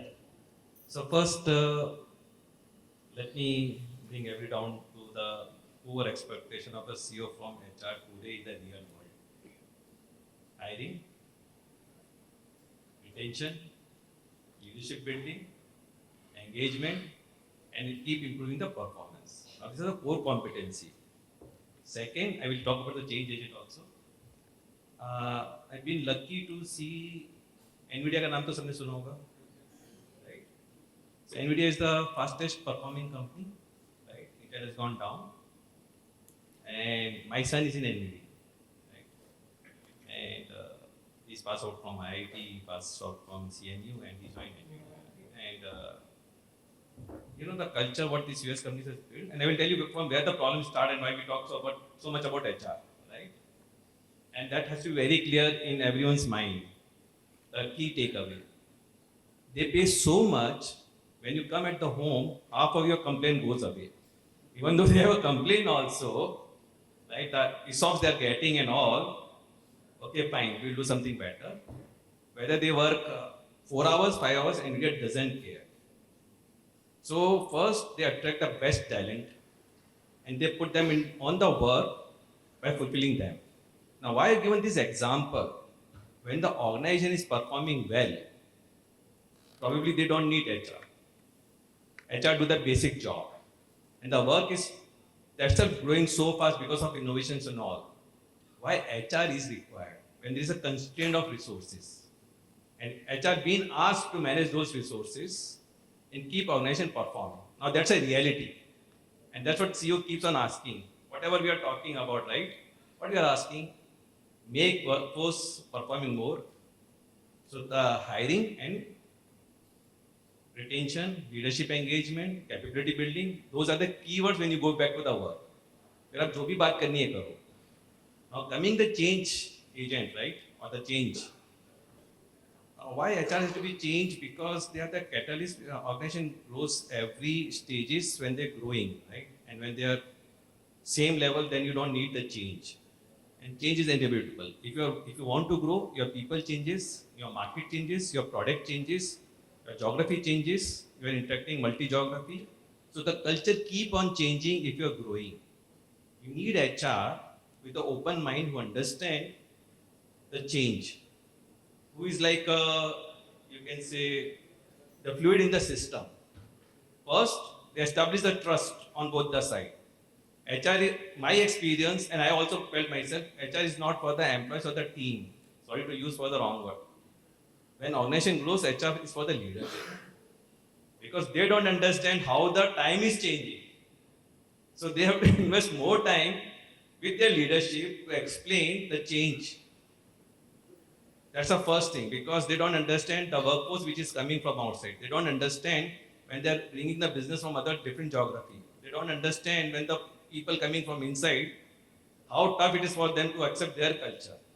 So the first is, for me, the change management is the HR has to involve, not with the workforce. They have to engage more with the leadership to bridge the gap between the change required to grow, not the feeling. And HR plays that role once they understand the vision of the CEO, why this change is required. That's just to tell. They become the catalyst. They work with each and every one across the organization, bridging that gap between the expectation and the change required. And that goes to the capability building, training, hiring better talent, right? And so on. So for me, that's a change management. When you grow, your people will change, your process will change, your expectation will change, and your culture will change. People say culture remains same. Yes, it remains the same. The values remain same, but culture doesn't remain the same. There is a difference between value and the culture. Value remains the same, but the culture of the organization, because if you're doing business in Japan, and if you're expecting the culture of to be India and drive India business in Japan, it will not work. But probably your values will engage them. So that's what I mean to say. Very well said, sir.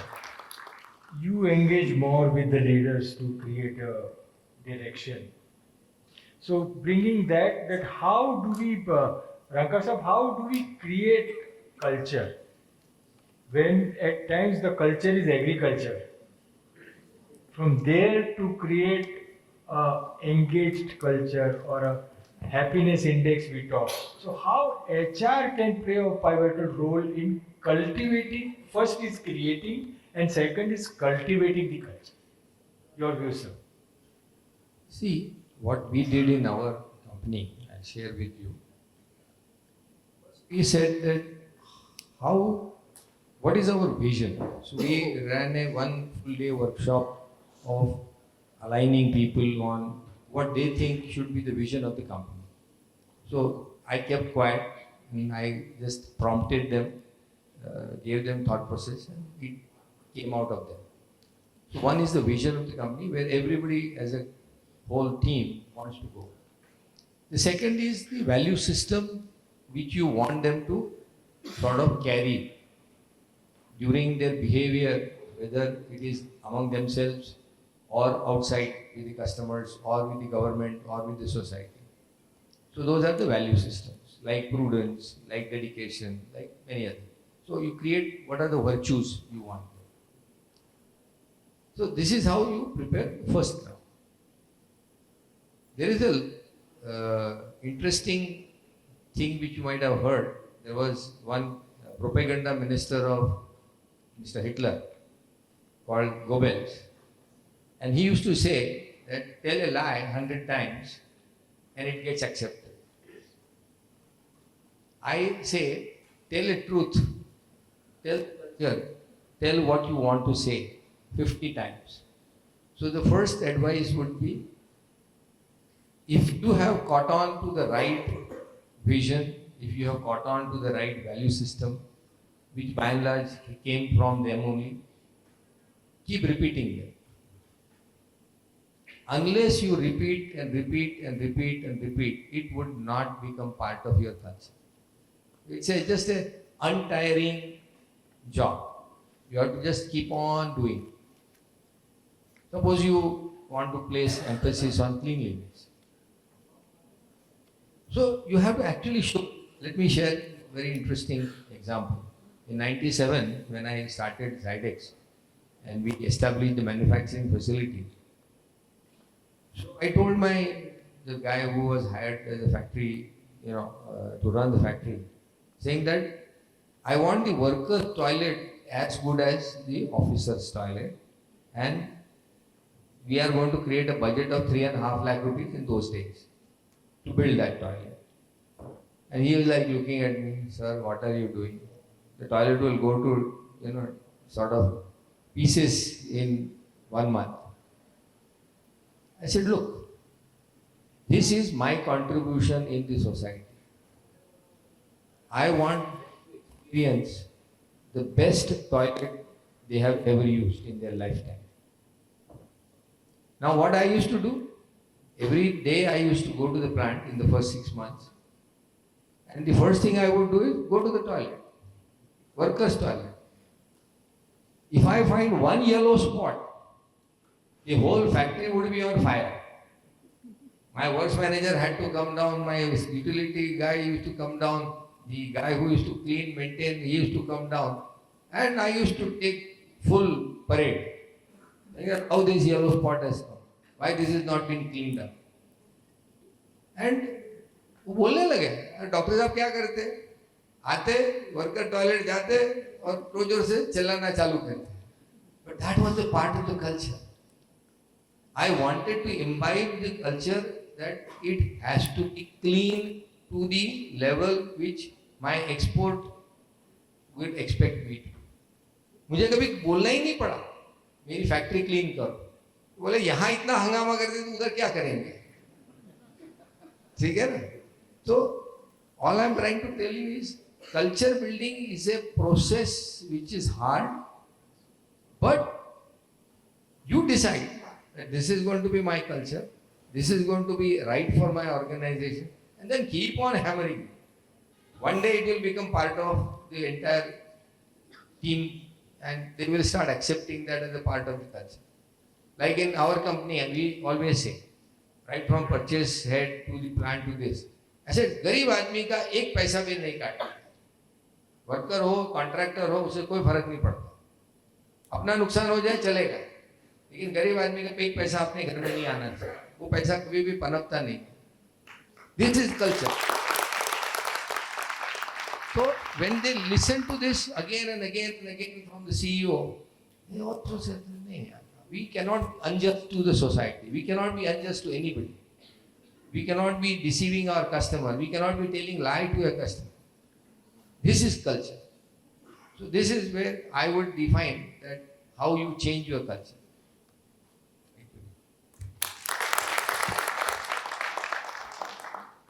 You have to have a right values and go on repeating. So that creates the mindset. I have that slot. I kept that slot and couple of questions have already come to me. So, are you enjoying? Yes. Should we continue? Yes. Thank you. So, Mr. Nath, you have started your own venture and you are from our vintage, I would say. So you have worked with the generation X, Y, and now the Gen Z, they call it. So what are the challenges in managing Gen Z? Are more exposed to social media. Their expectations are far more different than what we used to have. And how in those challenges, how HR can help the organization and the employer to meet couple of challenges. All cannot be met, but how far this can be possible. So largely the challenges of Gen Z and how you look at it, that HR can help. Your thoughts? See, as I told you at the beginning, my grandfather in 60s was working for no arranging food, and then the shelter and then luxury, and current generation is actually looking for something beyond. What I really found that they want to have happiness in life, they want to have satisfaction in life. And now there is a very popular word, less chill, cool, something like that, so very popularly used.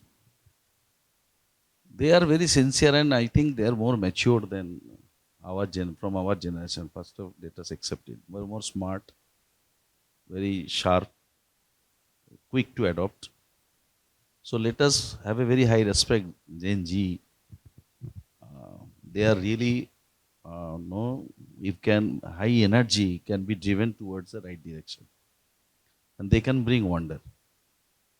So I think they look forward, they right working hours, they look forward their skill development, so that, and they also want to know that after 5 years down the line, where they will be in the organization and what will be their role and responsibility. They want a career progress planning. Second, I don't know, there is a lot of debate about 90 hours, 70 hours working in a week and all this. But basically we are taught in science by our teacher, and my value system says 8-8-8 formula. Right from student to adult age. 888 formula means 8 hours you have to sleep for having a good health. Without a good health, I think it will be difficult for you to perform anything. 8 hours sleep, 8 hours for student to study, professionals to work. Remaining 8 hours, so you have 2 to 3 times eating, right? 1 to 2, then your hygiene factor, then your cleaning factor, and then you have family, you have friends, you have something to bring. So that 8 hours is also short, but still you have to manage within that 8 hours. So 8 hours is very good, consistent 8 hours. I am not saying that sometime 8 hours. So make sure that 8 hours sleep, 8 hours very sincere working, commitment towards role and responsibility, and 8 hours for family, friends, and self. Now, if that is given, and of course, you have to adjust it in a week. Not every day is not possible. So sometime you may have a less sleep, but in a week you try to make up. And weekend you need to give them. Gen Z, we are one of the first company who started giving weekly off, Saturday off, even in the field. So that responded very well. And of course, now many companies started the giving weekly off. Otherwise, their family life, number one. Number two, their health parameter is deteriorating. I mean, if your health parameter is deteriorating, then how can you expect the good performance from them and energetic performance from them? So these are the area I think Gen Z looks for. So give them skill development, training, explain their future, and make them comfortable to work. And I will be very happy. We are unable to do, and I'm sure if it is possible, give them. And I request the HR department can take that initiative wherever possible. That please create a quarterly or half-yearly review on their spiritual, mental health part, right? Keep and how will you do it? You think about it, and then support system for their financial planning and for their medical assistance, and as well as personal challenges. So there has to be some support system. He need not to look beyond organization. So there within the organization there should be something to take care of medical assistance, to take care of personal challenges, financial support. I'm also talking about all guidance and assistance, so that in the right direction you can move without wasting money. And I do not know how many of them are doing SIP. If they are not doing SIP in India, who are responsible? If all 100 employees you have, if they are not doing minimum 500 rupees SIP, after 20 years, 30 years, it will give benefit or not? So, and anybody is giving them training. And in India, out of all big economy, top 10 economies, in India, the lowest percentage of SIPs are happening. So therefore, these are all one area. At least we can help them. This is how you should, no systemic investment, you must go on. So these are guidance will help them, and they will be really, once they reach senior level, they have taken care of their financial, and they will be thankful to you that you have guided them when they are as 25 and 30, and they will remember you. So these are the area expectations, so that that will help your organization from good to great. Thank you. Be considerate, and the concept of 8 by 8 by 8 and spiritual health survey, that should be our focus.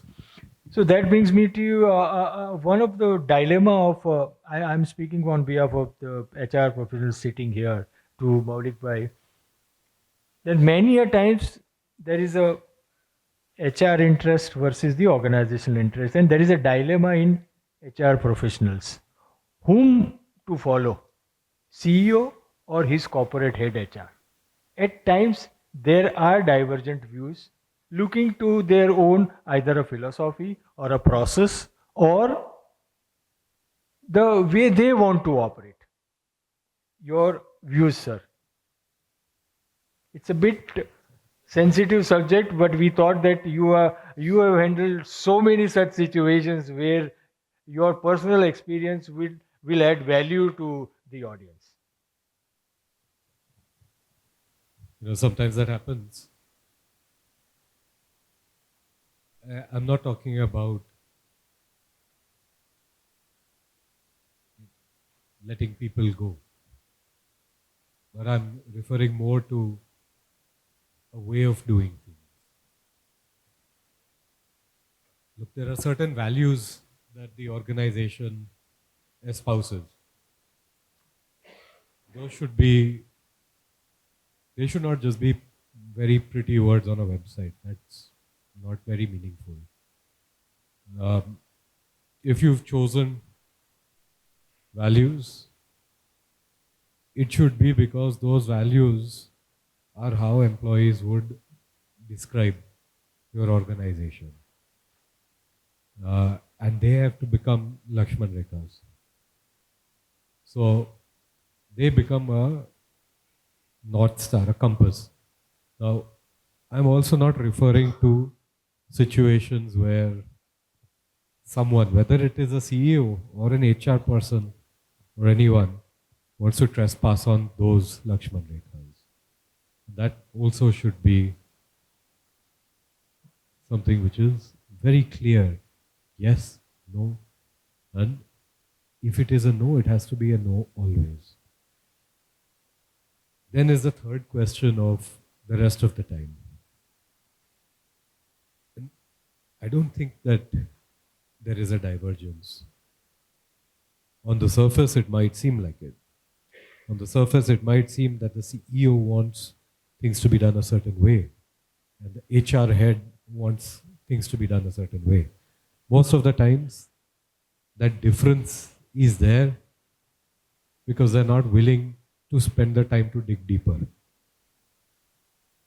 They're not willing to give it that extra 10 minutes, 20 minutes to ask a very simple question. Intent kya hai? Right?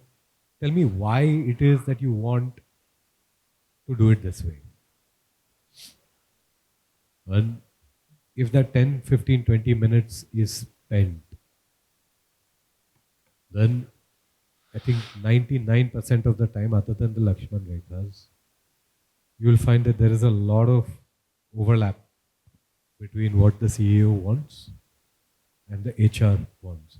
And it only needs one thing in an organization, and that is for an employee to ask his manager, his CEO, his HR head, can you explain why?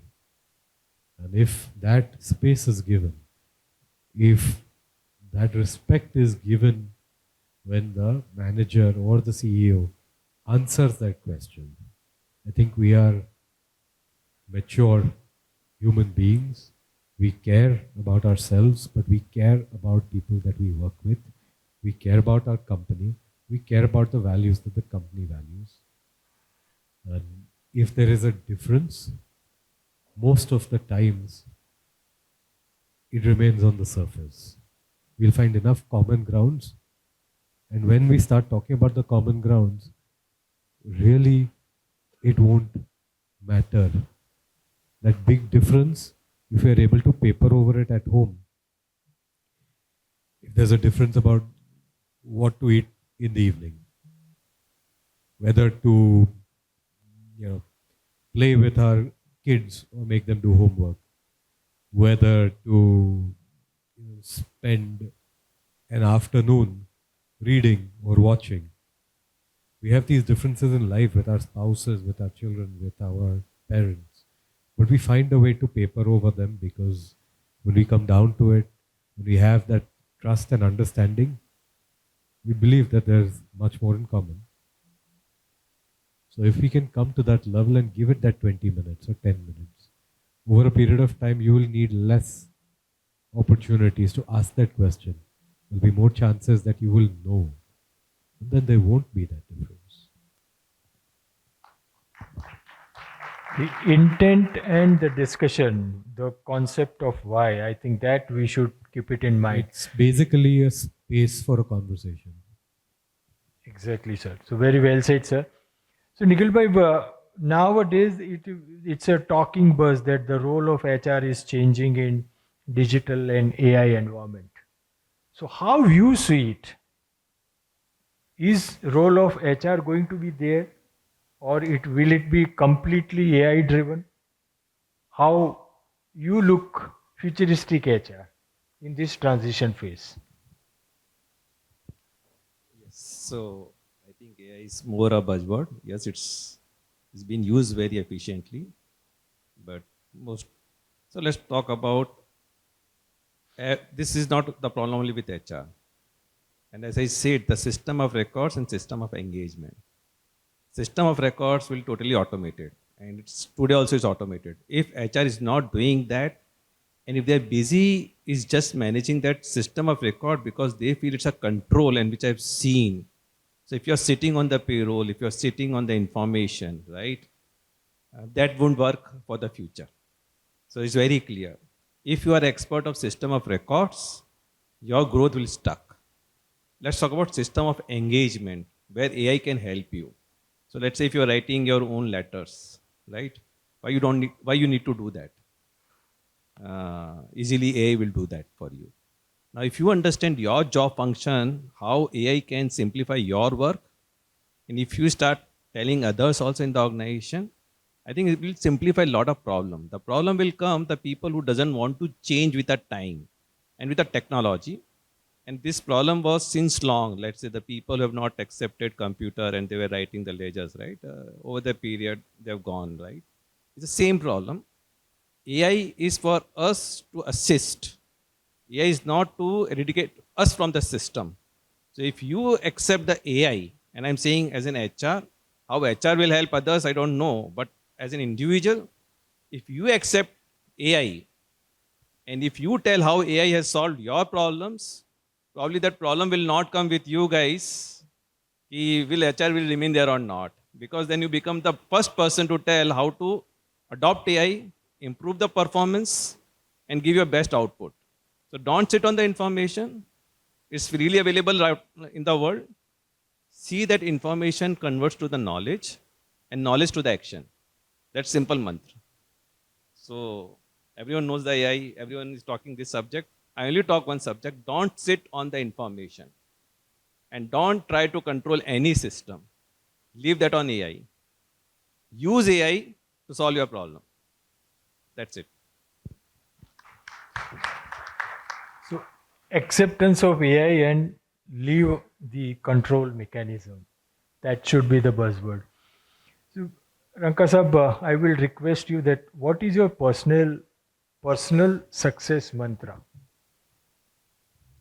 How you have been able to achieve so many things, and what is your driving force behind this? Because every person, great person, has a personal value system and philosophy which they put into action. So your experiences, which will be benefited to the entire this young crowd sitting here. See, my personal mantra is very simple. You came in the life one time. You don't know whether you will be reborn or not. Agreed? Unless somebody is sure, then there is a different story. So, what is the purpose of life? Life's purpose is to be happy. So, don't carry tension. If you really carry tension, your efficiency starts dropping. And if you really want to be happy, you need to enjoy what you do. So one question I always kept on asking from my early career, do I enjoy or I don't? So when I decided to come to India, I came and actually worked in India in my Chota Sa family business for 15 days, 20 days. And when I was going back to USA, I asked that question, did I enjoy? The answer was yes. Second time the answer was yes. I said, okay, I got the answer. I can be comfortable coming back to India. So you have to just ask that. And to me, other than being happy, what else is there? Now happiness can come from different phases. One can be coming from your family, which is very dear to you, and that should be number one. Number two, you should have wealth to enjoy whatever you think you can. So you should save a lot of money. You should also enjoy as you go along,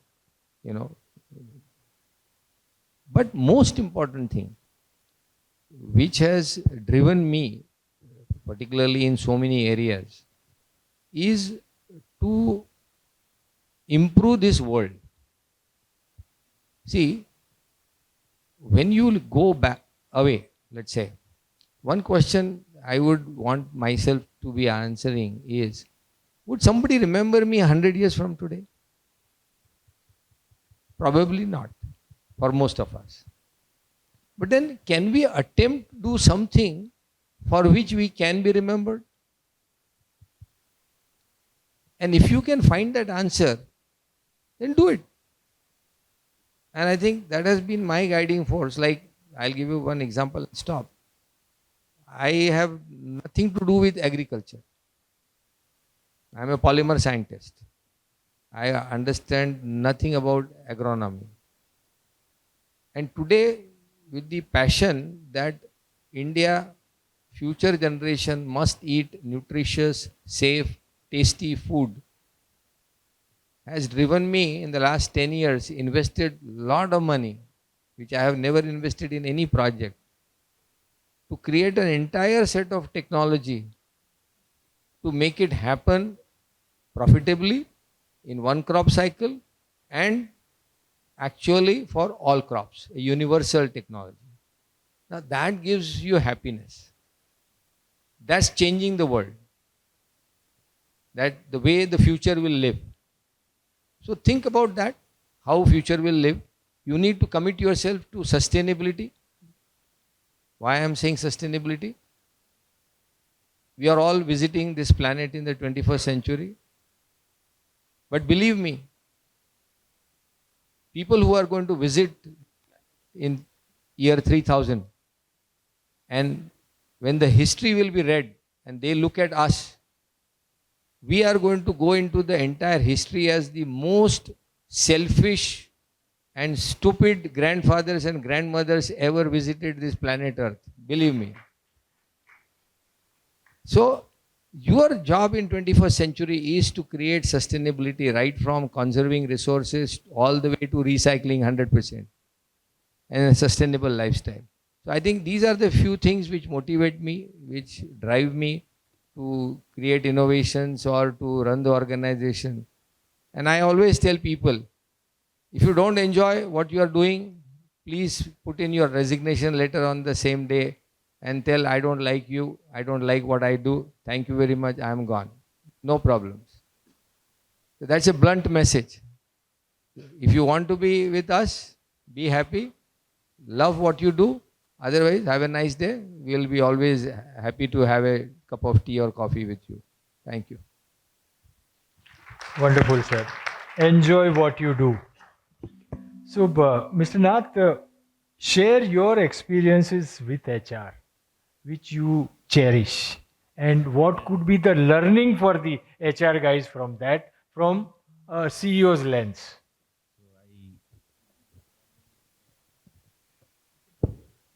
Hello.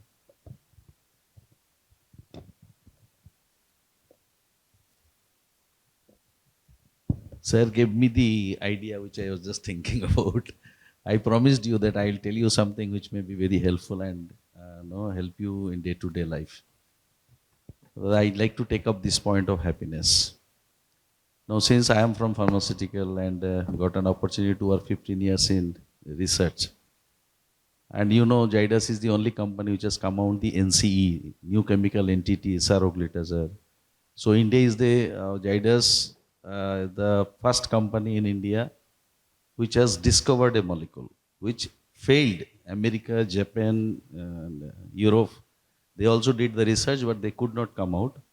But Zydus has brought that product. That is called NCE, new chemical entity. Otherwise, Western countries are actually discovering molecule, and then we do use those molecules. So I got an opportunity and being so lucky to work with them. Now from all those learning, I am giving you 5 minutes, five critical understanding of being happiness. There are 4 hormones that our body has got, which makes us happy. Now in absence of those hormones, whatever my advice you listen, whatever you see, you get in life, you cannot be happy. Because you are in absence of hormones. Now what are those hormones? The first hormone is happy hormone is endorphin. And let me tell you, if somebody is under depression, unhappy, sad, anxiety, go to a doctor. Doctor give them medicine of what? Medicine of increasing happy hormone.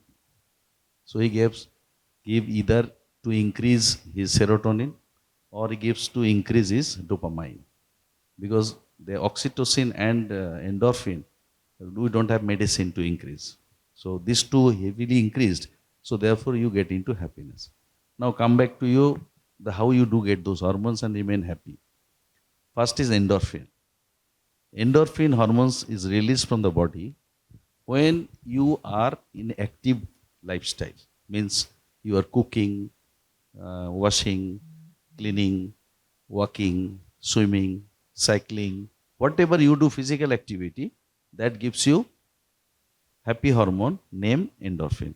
Name is not important, but you remember all these activities gives you the happy hormone. So if you are not doing any activity, sitting, idle, watching TV, so and continuously doing like this, there will be high chances that you will not be getting endorphin, and over a period of 4, 5, 6 months, 1 year, you will get into depression.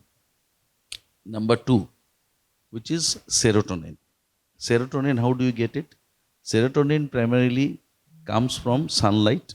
So at least come out direct or indirect sunlight and get with the nature, greeneries, go for a walk or come outside, have some nature walk, wherever it is, and then you will get the free air. So whole day sitting inside the room is not a good idea even on holidays. Come out for half an hour outside, meet people or whatever it is, and in your garden, whatever is nearby, go there and come back. Direct, indirect sunlight or this thing. Second is good food. If you are having a good food, which you like and tasty, food should be healthy, we know, but only healthy food is not going to give you happiness. Healthy but tasty. So what in your you select some healthy food, and out of that whatever tasty for you, you take it and ensure that you are eating those type of food. So tasty food, healthy tasty food and sunlight as well as environment will give you serotonin. So therefore, if you are always eating something boiled because of somebody said you for weight reduction or something, you may reduce weight, your parameter of dyslipidemia, what is called lipids profile could be good, your BMI could be good, everything could be good, but you will be sad. Correct? So quantity could be less, but have some good food. The food is very, very important.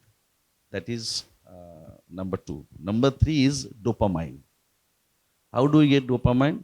Dopamine is having a very good family environment, very good organization environment, what sir is telling. That in your company, wherever you work, spending good amount of time, if your colleagues are good, organization culture is good, and what if you are doing, if you are enjoying all those, so that gives you very good dopamine. And in your family, if somebody is appreciate you, if you are well appreciated, and you are appreciating family members, in friends, so if you are doing all this, a lot of good environment of positive thinking, positive talking, if these things are happening with friends, families, in office, if a lot of positivity, your ear is actually gives you dopamine. So good music, good talks, appreciation, and good environment gives you dopamine. And final happy hormone is oxytocin. Oxytocin is generally comes from body to body contact. So body to body contact, playing with the child, playing with the kids, hugging, not दूर से नमस्कार करने से नहीं मिलेगा. You have to you see your friends, somebody very close to you, if you hug them, and if you play with your pets, with your kids, and then with your family, so all body to body contact gives you very good oxytocin. If these almost I have covered your every part of life. So if you have a very nice life like that, then and good friends, good family, good food, good sunlight, good physical activity, and good organization environment, then you will be surely very happy. So remember all those, you need all those 4 hormones. Appreciate somebody. बोले यार इतना भी तारीफ मत कर, बोलो no, I am taking dopamine. Thank you very much. Actually, your final question is your experience with HR. I have always very good experience naturally. For me, HR is actually mother, and marketing and sales are father. They are revenue generation, and mother is actually taking care of everything, right? So whenever I am in any need of something, so I generally take the help of HR. HR is somebody who has all right to reprimand me. HR is somebody where I can really get a shoulder to cry, and HR is something whenever I need support and any way of support, personal, professional, I can talk to them, and they are there to take care of me. So HR is a very, very, HR will take care of AI. HR will be taking assistance of AI, But it's not, somebody is telling HR is not there, means you are talking about an organization without people. I told you, HR, one last line like to tell you, who is the best police officer in your territory? When there is no need of police. Isn't it? No crimes. There was crimes. So the way he has developed the system, the way he has educated people, the way he has taken the cameras and everything he has kept in such a way, security system is developed in such a way that there is no policeman required in that area. He is the best security officer, police officer, best inspector, whatever you say about it. So in an organization, when there is no need of so-called HR, everybody is HR. He is actually ideal and best organization. When everybody thinks I am the HR, he says I am also HR. Human relation by you. Everybody has to have, no? So your manager, your leader, your CEO, your finance, everybody behaves like an HR. You are talking like a HR. Yes, I am an HR. So HR has to make everybody HR, is what is expected. Thank you very much. A wonderful description that HR is the mother. I think one of the finest adjectives we have got. So Maulik bhai, contrary to that, I would like to ask you that in your long distinguished career, which is one experience with HR which you would like to forget? Because that itself is a learning for many of our HR professionals, that there is always a learning. Because what they say is, never stop learning because life never stops teaching. So one experience from where even the organization learns. Failure is part of life. So your experience sharing, sir. I've had the opportunity to have great HR leaders. I've also happened to have the opportunity to have not so great HR leaders. All of those experiences where I have interacted with HR leaders where they have been decidedly selfish and they have prioritized themselves over the organization. Those are experiences that I would like to forget because frankly, forget me, I think even if they are right, the role and their job means that when the HR leader chooses to think only of himself or herself, then they have done the fraternity a disservice. Very, very balanced and very matured statement for entire HR fraternity to take a note. So Nikhil bhai, what is your piece of advice to young HR professionals? How they should shape up their career? Or how you look at it that if my HR is this, then these are the couple of things he should do. Your piece of advice based on your experience. So, first to the young HR person or people, right? Which kind of organization you are joining? It depends a lot on that organization. What organization expect from you? Now, you get the job in the MNC. In MNC, most of the time, the work comes under the prescriptive form. You have to do this, and you do the job well done. The way other team members are doing, and you are done. Let's talk about my experience because most of the time we were the growing organization and the expectation from the young HR professionals is to be innovative, creative and bring the energy to the environment along with the basic routine work. So one of the good thing is that we as a senior leader should not try to understand the millennial, bring the millennial HR himself because they will tell you what to do. Second is the way I use most of the HR people as in source of getting information from the ground because what we see is always not right. So young HR people, I will say, spend a lot of time with the team whom you are working and tell the right story to your seniors or to the management because the more time you will spend with the team, because we as an CEO have our own priorities, our own agendas, right? And sometimes we don't listen what the ground problems are, right? Ground challenges are, why things are becoming tougher. We say organization is always right. We are always right, and the team is not working. Many times that's not right. Sometimes the environment is not right. The resources are not right.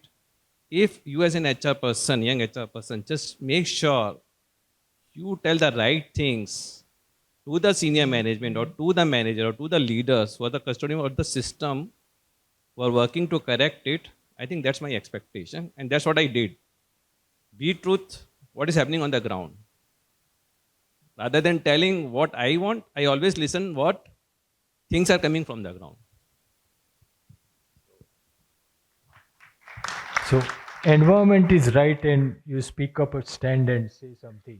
So that should be our motto. So Maulik bhai, there is always a dichotomy going on between ethics and HR. I'm asking you because it's a more of a human mind related to psychology of a people, how they operate. So what are your views that how ethics can be propagated and how HR professionals can play a definitive role helping management to create one of the finest ethic-based work culture?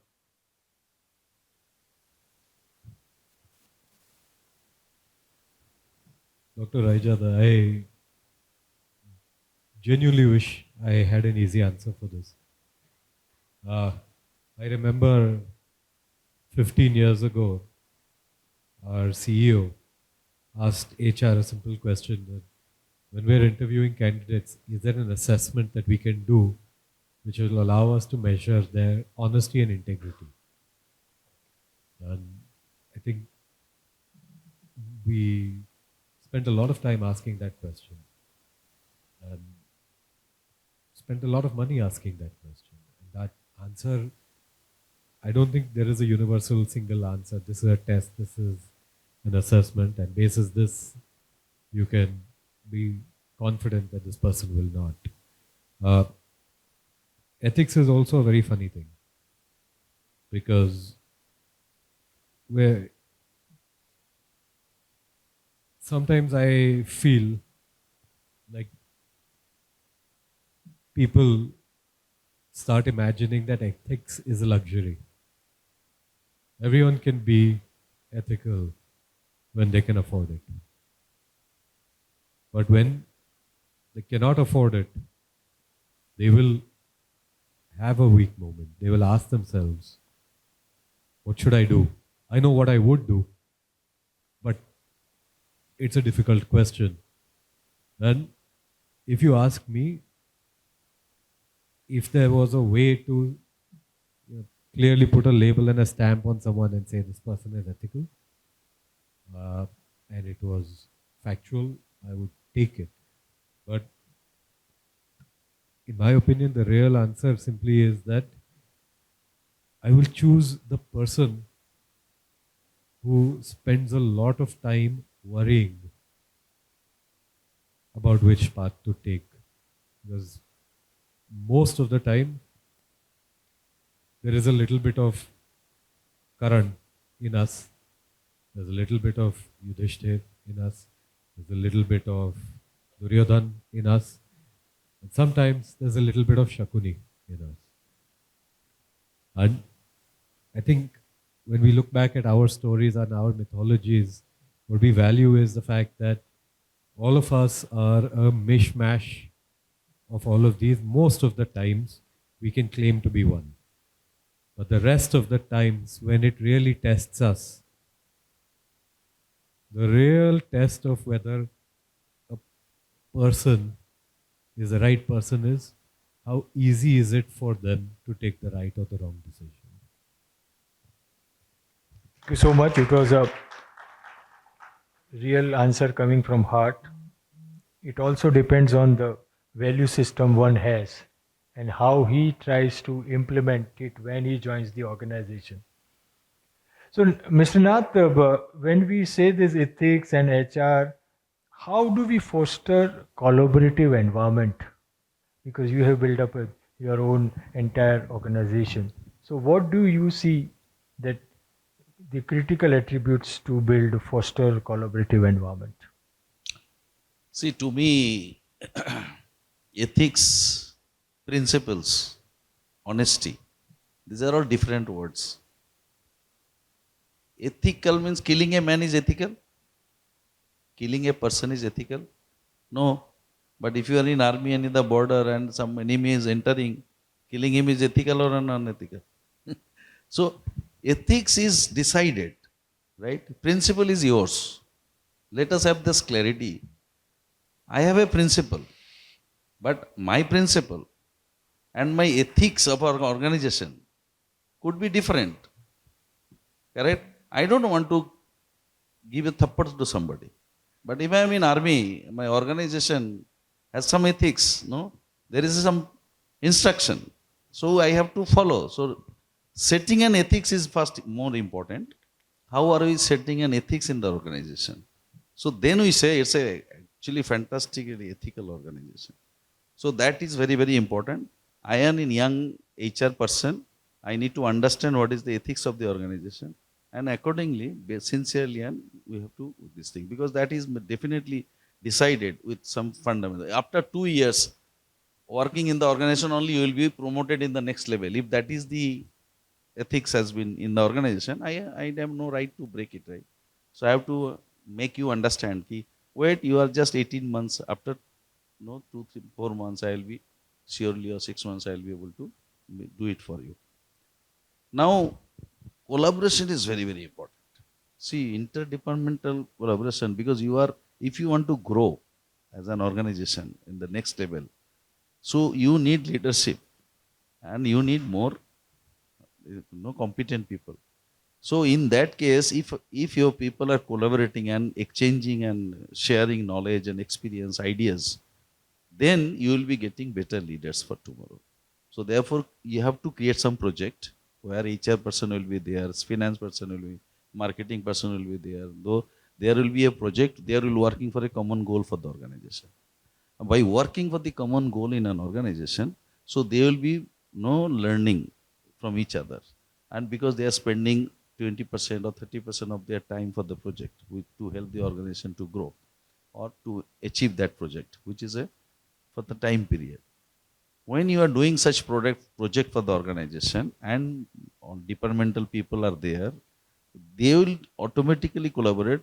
So you are creating an environment of collaboration, cross-learning, and thereby you are creating a more experienced and competent people in the organization.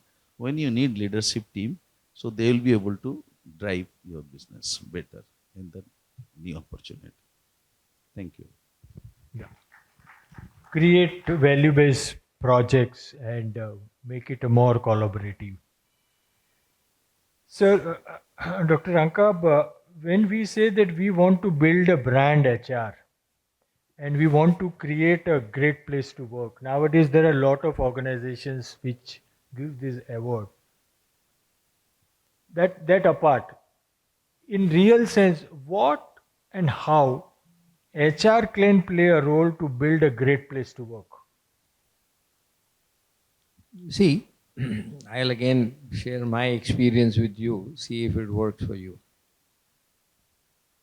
When I decided that organization has reached a certain milestone that it can afford a good office, and I started building my corporate office in Guthrie, I started thinking that all these colleagues of mine who have worked with me for so long, have put their heart and soul, what is my obligation towards them? This is HR. I am thinking as an HR person. What is HR's obligation to them? And I asked one fundamental question. How much percentage of his life he spends in my premises? Very simple question. And the answer came to be 70%. Then I said, this office need to be better than his home by the margin of 70%. So I must spend and create an office environment where they will enjoy. That's my give back. As an HR department, as a holder of the company's wealth, as a productivity increase. And I did that. On every floor, I created a garden, a water fountain. I created more space. I said, Baroda, we are lucky. We don't have to be like, Bombay, Delhi, Bangalore. So, the first thing I would do is create a better environment, the best environment possible, whatever you can afford. I am not advocating spend first, earn later. I am a very conservative guy. Earn first, then spend. Otherwise, you have no right to spend. Right? But achieve this. So this is an interesting way of looking at it. The second aspect would be that how do you really care for people? See, everybody doesn't need help, but some people do. And can HR department be judicious in deciding that we are a family, and in true sense, you should be a family. If one person becomes sick, everybody doesn't say, नहीं हमारा पैसा अलग दो भाई, इसका medical का bill उसके खाते में से जाएगा, ऐसे थोड़ी होता है. So the whole organization has to stand by that person. He must feel that the organization is his, it cares for him. So in medical emergencies, in personal emergencies, even I keep on asking and make sure that my call goes to every person who is hospitalized and needs money, saying that, can I do anything for you? And that's what the HR must do. We had a small accident in our factory. Somebody had a major burn injuries. My HR head and my factory head visited them in the hospital every day for 50 days in a row. It gave a message into the whole system that they care. And I think these are, simple things. My one sort of a experience I will tell you, I read a very nice book about the greatest company, not great company. How they defined the greatest company which grew continuously in revenue, in profits for at least 25 to 30 years. And you know what was the underlying factor? The biggest factor was the humility of the CEO. Absolutely. So any HR department who really believes that his company should be the greatest company must inculcate this humility factor in them. You can't be showing off. I am great. If you are great, everybody knows. Everybody can read in your eyes. You don't need to command respect. So HR must inculcate these sort of value system that the bosses should not sort of, exert their bossism. They are boss because they are good. They are boss because they are capable. They are boss because they are nice people. They are boss because they are ethical. So HR, I think, needs to stand up against, like he said, the rogues in the company if they are there. So as long as you do that, keep working at it, and I'm sure you will be very, very successful in growing your organization. Thank you. Wonderful answer, sir. And the last question we take with Nikhil Bhai. How do you see this DEI, diversity, equity and inclusion, and how you expect HR to be playing an important role in that? Me tell the way HR has helped me and the organization in building the brand what we used to create, right? So I remember it's an HR who brought everything which has become the process. You talk about KPI, you talk about coffee with CEO, you talk about the best infrastructure. So they really came and told me what's required next to manage your team. And if you're doing that, I think that's what the best help you have done to the CEO. Now, when we talk about the diversity, right? Diversity, most of the time the word come only gender diversity, right? We forget the different kind of diversity, which is geography diversity, age diversity, right? The knowledge gap diversity means, and the biggest diversity I've seen when you are operating with the different departments. So HR, finance, right, marketing, sales, product, and they don't go well with each other. So the way HR can play the role in the diversity is to bridge the gap and do the cross session and make understand other perspective better. So let's say the toughest example to understand and why there's a talk, gender diversity. All other diversity we understand, right? But the gender diversity and why we need 50-50 or the same ratio, because as in gender we bring different things on the table. Let's understand. If you talk about her, right, they bring the softness, multitasking. Today is when we talk about past, the most of the work assignment in the factories and everything has been done by physically. Means we used to do physically, and we as in men are more physical than the women's, right? But when you talk about today's job, today's work, the multitasking, and you can read any book about the diversity and the characteristics of male and female. If you talk about multitasking, if you talk about emotion factors, the buzzword in the industry, right? The sympathy factor, empathy factor, there you will find the females have more capabilities than male. And today's job, when the organizations are growing, so HR should explain and understand this, why it's important to bridge the gap between the diversity and make the importance of each other and collaborate that.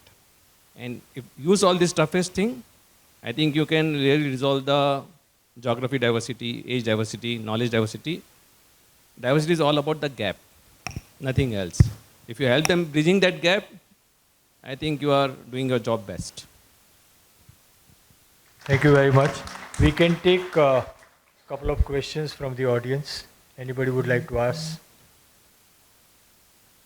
Sandeep bhai. Can I move a bit so that the fourth Please, speaker can please, see please. me? I'm prepared to lose even a $1 million for this opportunity. HR questioning CEOs. Thank you very much. This can become possible only because of SHRP. I have served sirs for a long time the public sector in Gujarat. One such annual goal setting exercise, the MD said to each of the heads that this is the amount I expect you to save during the year. I was the only one who said, sir, I am sorry, I can't save because I am DOE. DOE is Department of Expenses.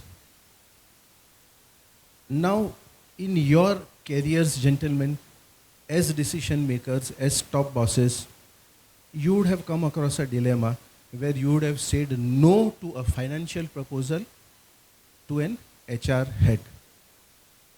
What was the thought process? I'm sure several times you would have said no. What was the thought process?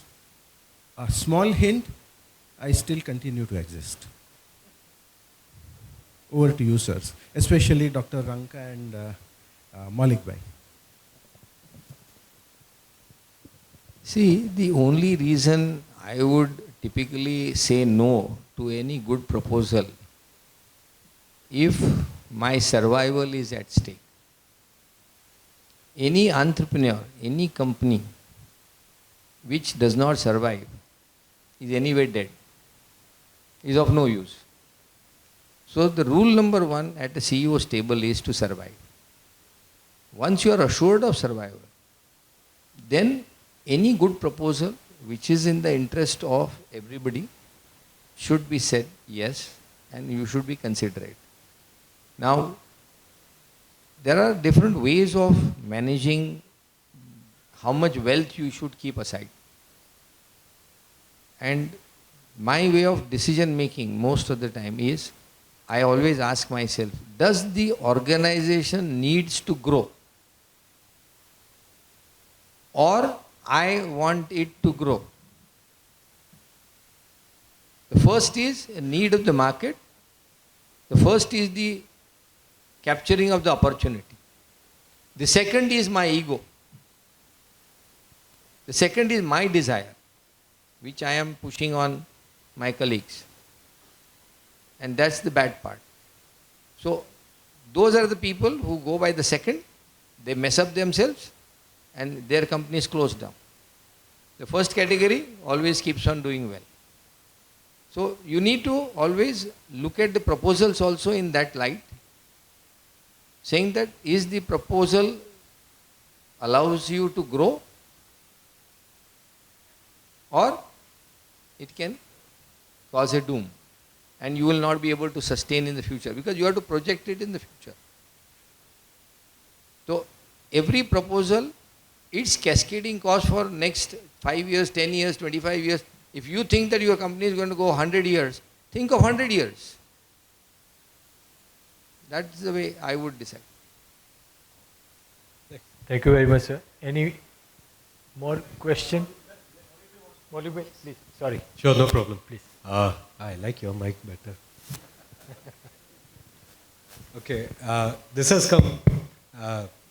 If there are people from Deepak's HR here, they are well aware that I am not easy to pass a proposal, but they also know that the trick to get me to pass a proposal is to not talk about the cost. It is by talking about the value. And if the value is considerable, easy to put on the table, and generally will be seen as something which, as I mentioned earlier, that depend on Deepak thing. If it is, whether it's a small step or a big step is not relevant, but as long as it's a positive step in that direction, that's all. So if it is value, if it is taking us small or big step towards depend on Deepak. And third, very critical, is everyone can put a proposal. But my HR leaders also put on the table how they believe they will be able to execute it. Because you can get the most expensive proposal. And you can approve the most expensive proposal, which has great value. But if your team is not clear about how they will execute it, it remains a paper proposal that you've now spent money on. Thank you very much, sir. One more question. Prayak. Yeah, I'll take the question to a higher level. Up till now, question was from the public sector of Gujarat state. I'm asking from Government of India public sector undertaking. And Maulik bhai, I would appreciate if CEOs give this perspective to HR, कि आपका mic इनके mic से ज़्यादा better है. That अगर HR को मिल जाए वो perspective, better. My pointed question is, sir, HR is in touch with the employees or colleagues, as you say. We know what is the buzzword, what the pulse of the employees. We know what is happening there. If Ranka Saab goes and asks a colleague, happy? Sir, happy. If HR goes and asks, they will tell the real picture. ऐसा Ranka Saab को तो बोलना ही पड़ेगा ना, sir. CEO company को उनको तो बोलना ही पड़ेगा, sir. We know where the shoe pinches. But when you go and tell the CEO refuses to accept that. But when the chips are down, when the problem takes place, the same CEO will tell HR कि तुमने कुछ काम की नहीं, कि देखो ये क्या हो गया. But how to handle HR to handle the situation? So, interesting dichotomy, for the employee. Not when the CEO, when the owner asks the employee, happy? Ah, sir, happy. When the HR asks the employee, what is the employee thinking? यार ये HR department है, ये तो complaint department है. तो चालू करो, नहीं तो रेज नहीं मिलेगा, प्रपोजल नहीं मिलेगा, सपोर्ट नहीं मिलेगा, वो बोलेंगे कि भाई इसको कुछ चाहिए ही नहीं. हाँ, ये तो बहुत कुछ है. तो by nature, you're putting someone in an environment, in a situation where the answer largely is almost predestined. But really, are either one of these answers wholly correct? No. In all of this, then there is one thing which is missing, and that is trust and transparency. If you have to choose how you will reply to the same question depending on who's asking, and you are basing that on whether you need to market yourself, then you've created an environment where the answer is as irrelevant as the question. You want to make the answer relevant, then that question cannot be asked one time and that answer cannot be taken for granted. But one thing is for sure, if the employee answers and that answer is something other than a single word yes or a single word no, and that answer has merit, and you remember that merit and you are able to make a change and let that employee know that that change is because of the feedback that he gave or she gave, I can assure you about one thing, that employee may or may not be happy, but that employee will have created trust, and that trust will create value. Very well said, sir. Question from that side? Yeah, please. All of you. I am very happy that there are the CEOs who understand HR perspective very well. So this is the forum where CEOs are understanding HR perspective very well. But everywhere you don't have similar kind of CEOs, and everywhere do not have a similar kind of environment. There are perspectives like MNCs. I've been lucky to work with business HR, with corporate HR, currently with the plant, 2 MNCs, 1 Indian company, right? So the only underlying thing which I understood is that for CEO, top line and bottom line matters more. That is what my understanding has come to, because sustainability is one of the biggest factor. But sometimes it happens like that, though we call a human as an asset, but we become little hesitant to value that asset, because there is nothing it is showing in one common factor. It is a balance sheet, because generally owners look at a balance sheet to take the decision. So my question is to all of you, that what makes a CEO in balance sheet to look and say, yes, my people has worked this, they are worth to be paid, and my HR has done excellent job. Maybe this perspective can be from everywhere, because one of the IT company, major asset is human. There is a 2 techno-driven company where major asset is technology also, because sometimes technology is played a more important role, because it's very easy to buy machine because we get depreciation on it. But when something cost cutting comes, then we are said that, kindly look at it, where you can cut the flaps. So please, can you give little harsh question? Yeah, let but me direct give question. you a very quick answer. It's a very long question. Okay. See, it's very simple in terms of there is a labor equity, there is a capital equity, and the CEO always have to look at how does he reward which equity. Simple. There is a labor equity, sweating of all the people who are working in the organization, including the management, and then there is a capital equity, which is the risk which the management or the ownership of the shareholders. So both need to be rewarded. And this is the balance which CEO has to take depending on what was the risk what was the reward. So if the money is generated not by risk taking but by sweat, pay more to the sweat. If the money is basically created because of the risk which people have taken in unknown, then reward them more. And I think that's as simple as that. Anybody wants to add? You would like to add? Yeah. Please. So I think his key question was, जब CEO नहीं सुने तब क्या करना चाहिए? I got that.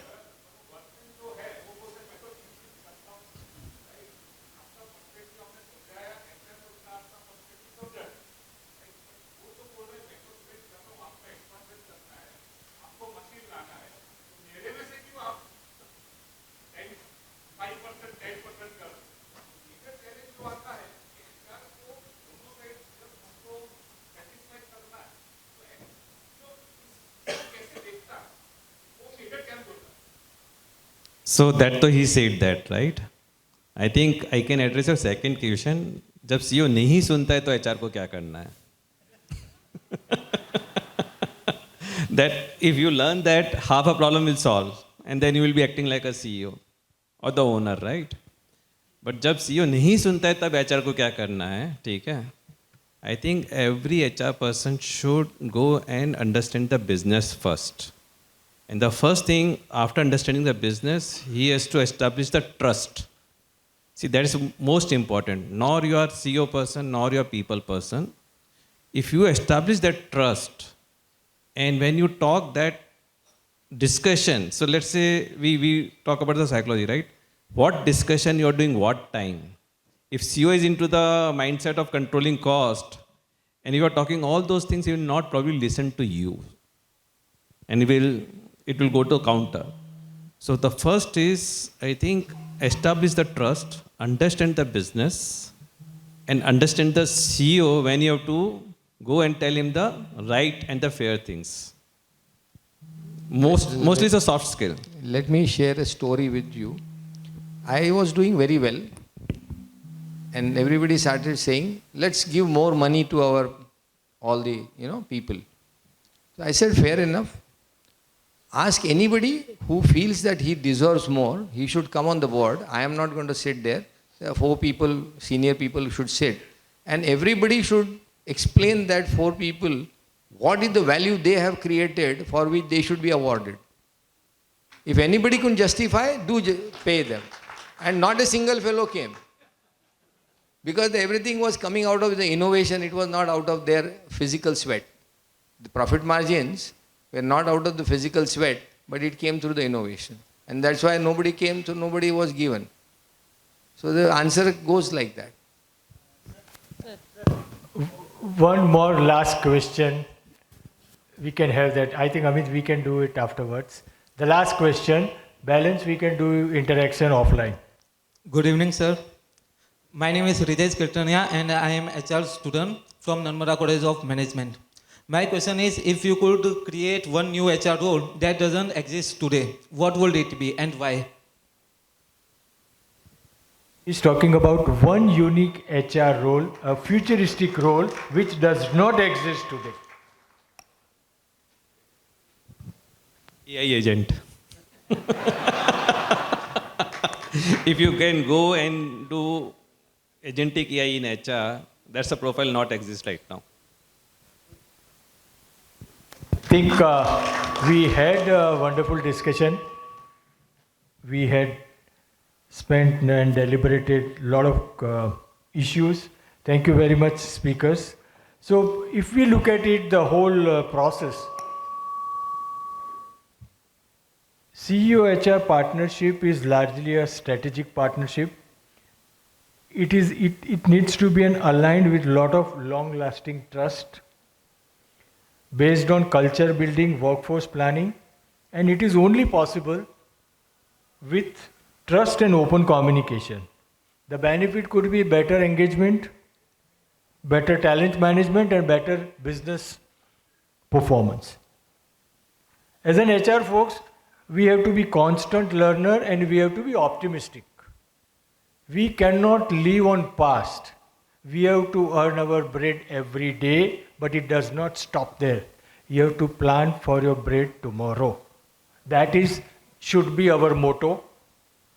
यही जज्बा रहा तो मुश्किलों का भी हल निकलेगा.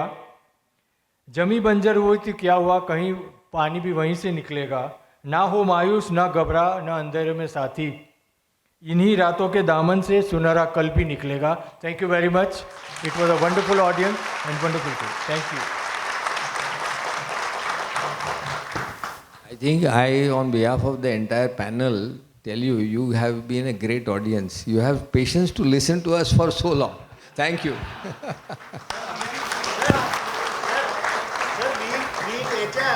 We are used to sitting up before the CEO and listen, so no. You have to be an active listener if you have to be a good HR. Exactly. So thank you so much for wonderful interaction, and moving further, would like to invite for the felicitation, would like to invite Prahlad Bhai and Jagdish Solanki sir to please felicitate Dr. Ajay Ranka sir with the memento.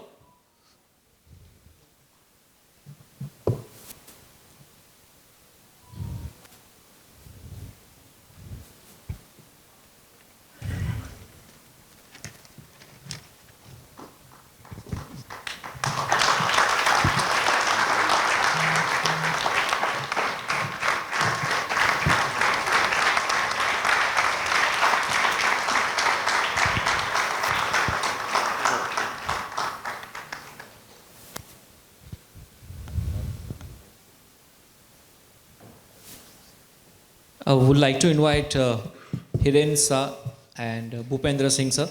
Hiren sir, Bhupendra sir. So please felicitate Dr. Ajay Ranka sir with the photo frame, Gyan Vatsal Swami's book, Vasu Gift, and Power Tech Energy Solutions.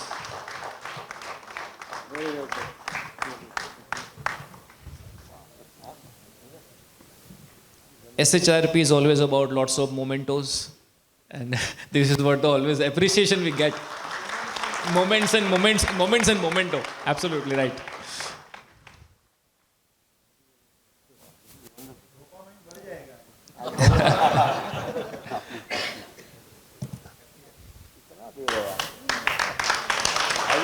Every answer is getting one.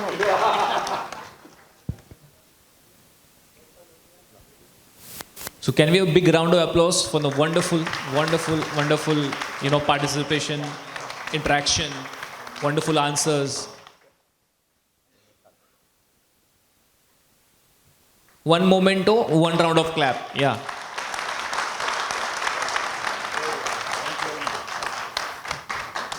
Thank you so much, sir. Thank you. So would like to invite once again Hiren sir, Prashant Vaidya sir, VP Transpec, to felicitate Maulik Mehta sir with the memento, please.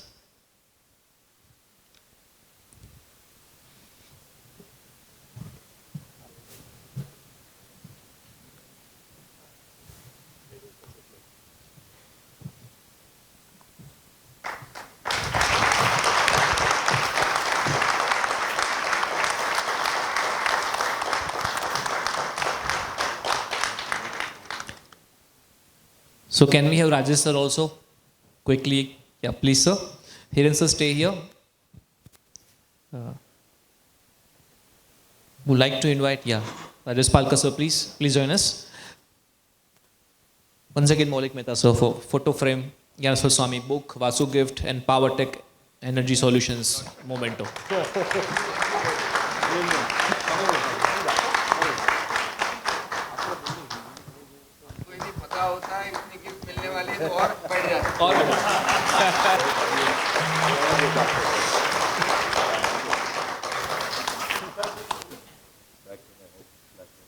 Ajay sir बोल रहे हैं कि पता होता कि इतनी gifts मिलने वाली है तो और अच्छे से करते. Right, but so sweet of you. Thank you so much once again, Maulik sir. And can we have, please. Can we have a round of applause, everybody, please?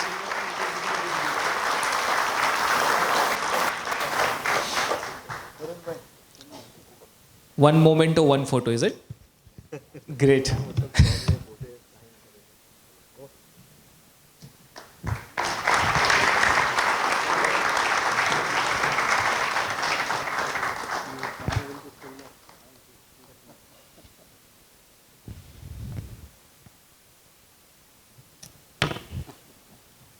Would like to invite Sandeep Purohit sir and Sanjay Agade sir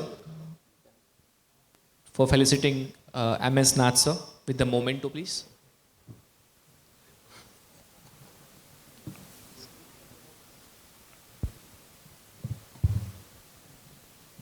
Sandeep Purohit sir and Sanjay Agade sir.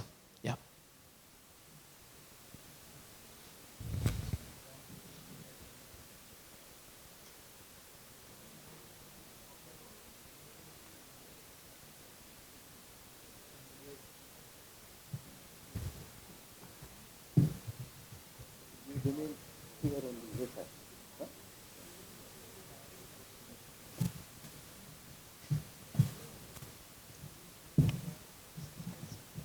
Come.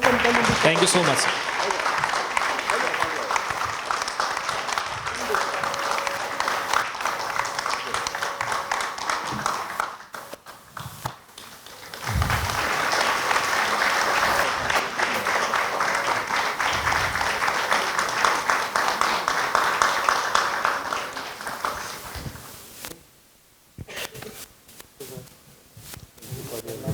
Can we have Hiren sir and Ajay Bhatt sir once again for photo frame, Gyaneswar Swami book, Vasu gift and Power Tech Energy Solutions memento.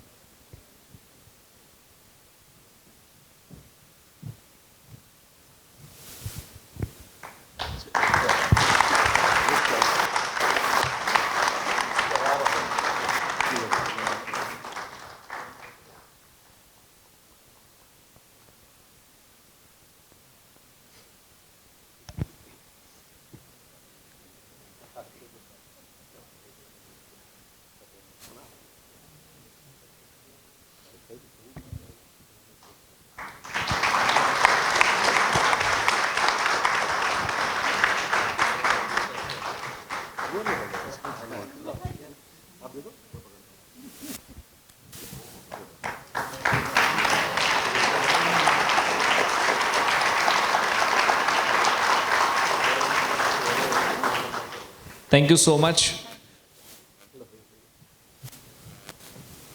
MS Nath sir, thank you so much. Can we have Surekha Grover ma'am and Rita Nair ma'am to felicitate Nikhil Jain sir with the memento?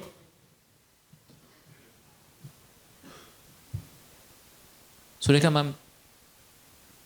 Yeah.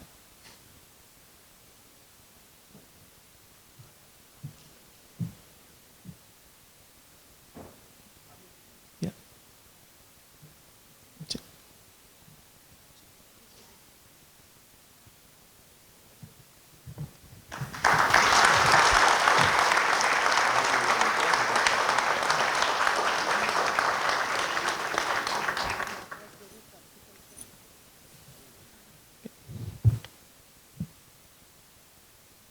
Yeah. So can we have once again Hiren sir and Amit sir to felicitate once again Nikhil sir with the photo frame, Gyaneswar Swami book, Vasu gift book, Power Tech Energy Solution book. Surekha ma'am, please also join. Yes.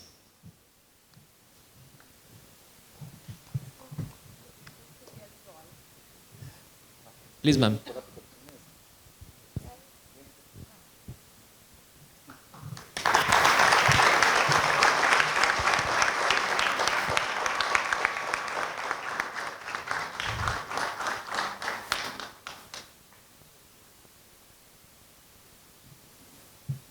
Many more to go. Yes. किरण भाई तुम आओ ना अरे आओ अरे बैठो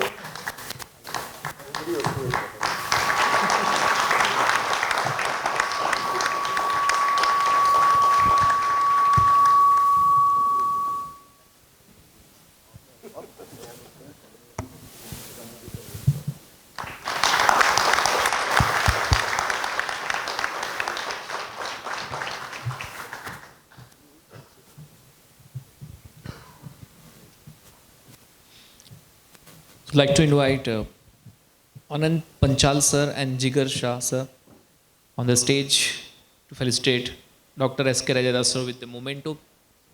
Yeah.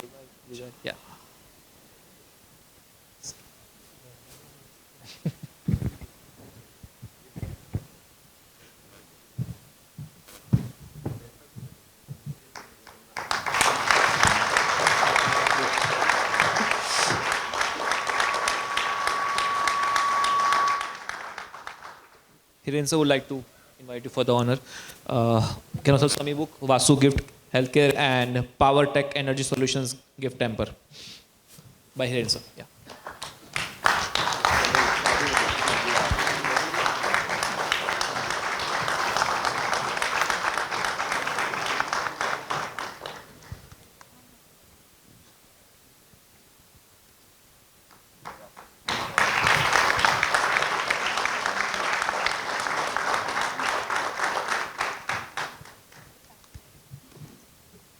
So before we go for a vote of thanks, by Suren Rathod sir, can we have one group photo?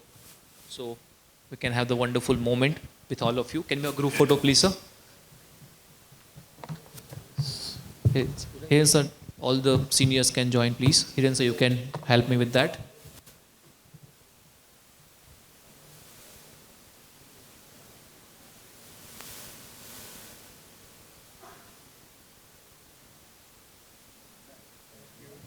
Thank you.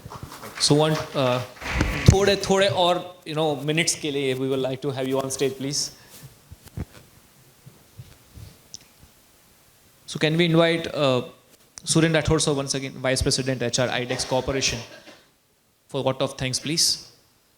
Suren Rathod sir. Yes, sir. Comfort.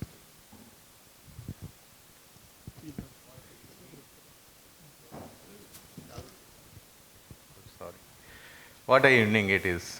Really would like to say wow evening rather than the good evening. The full house with the great thoughts and greater purpose of HR, a greater role of HR, and that is too from the CEO's mouth. It's really fantastic. It is a proud and a privilege to be here to extend the vote of thanks on behalf of SHRP. First and foremost, really would like to extend the deepest gratitude to our speakers who has really taken us in-depth understanding the purpose of HR role in the organization, creating the value, how really HR is important element or aspect of building the culture across the organization. Not only actually inside, but outside perspective also they have shared to us, which is very, very valuable. Hardly we come across this kind of conversations from the mouth of CEOs. It was really, sir, great insight, which really take us with the promise that, this will help us to the greater extent to create the value where we are working, where our guys will work actually for a longer time. Really appreciate and sincerely thanking on behalf of SHRP for your time that you have invested. I think it will going to be kind of very fruitful for all of us. Thank you.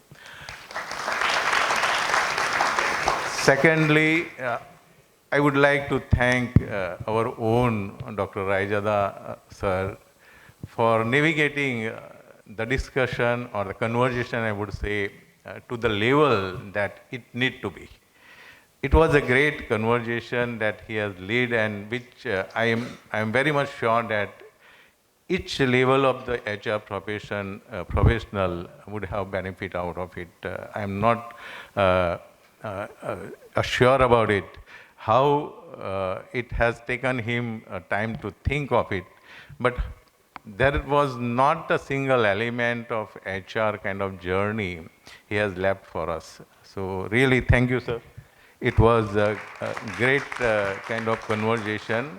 How we can actually really forget our sponsors.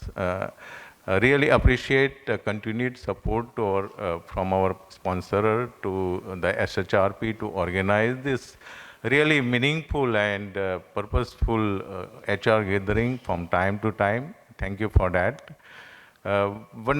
Sincerely appreciating our organizing team who has brainstormed and actually crafted the theme which really meaningful for us today as we are serving in the organization and for the generation also who is going to serve in the organization, right? So thank you, our organization committee. And lastly, big kind of thank you to all the participants.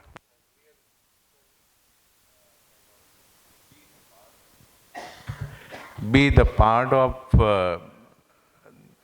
the session throughout, and as Dr. Ranka sir was mentioning that it's a kind of spirit always we have in the HR fraternity, sir, that whenever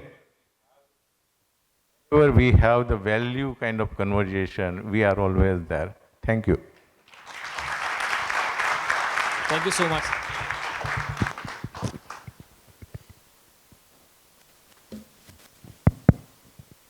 okay so pillars के कुछ request हैं कि वो आपके साथ photo खिंचवाना चाहते हैं for their memory and moments. So all the pillars of SHRP please आपकी रिक्वेस्ट सर आंखों पे. Let's make it very quick. फटाफट आप आगे जगह ले लीजिए. सो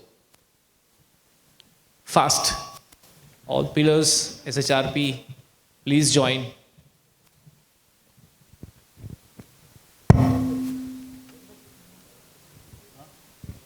बच्चों आ जाओ. Please join fast. Please join Archana. Everybody please join.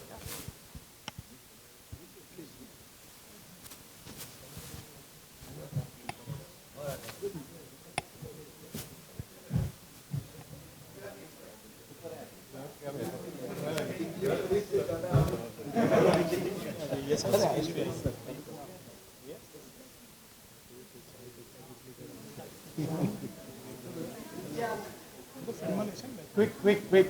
Let's make it quick. Faster.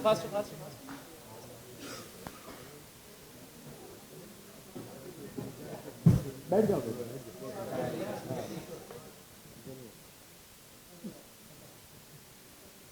Young legs can bend well. बैठ जाओ.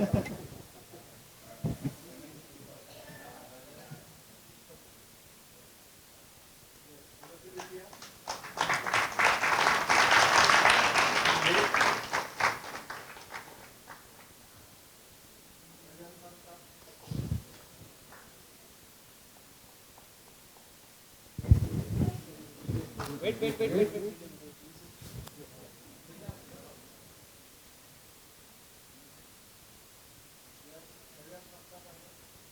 Mouth closed.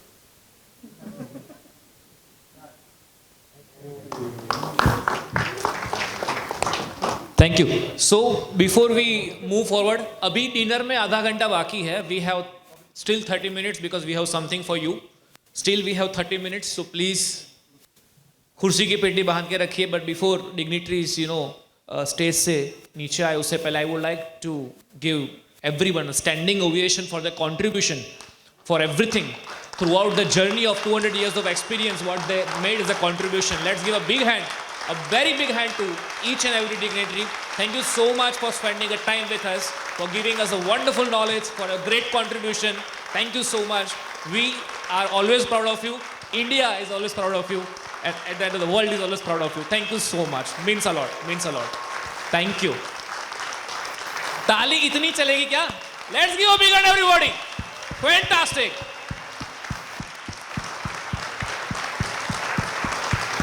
Really means a lot. Thank you so much. Thank you. Please. Thank you. Now feel comfortable.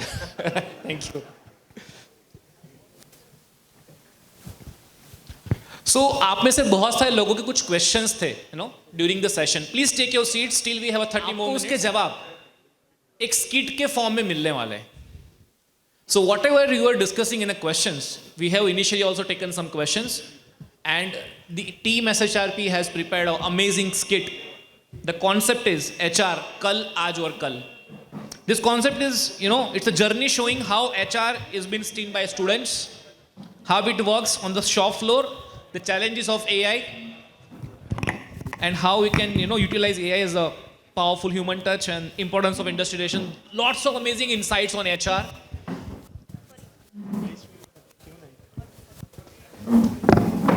So stage is getting ready, requesting everyone to have a patience of next. Skit is for 15 minutes. So take your seat, and then we'll have some mementos for sponsors and team members.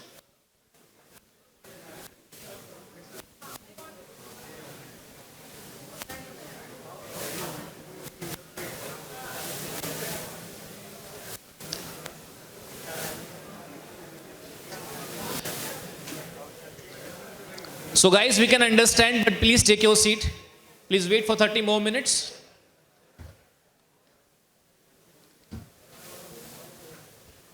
So volunteers, can you please help to make sure that people can take their place by guiding them, by requesting them? Volunteers.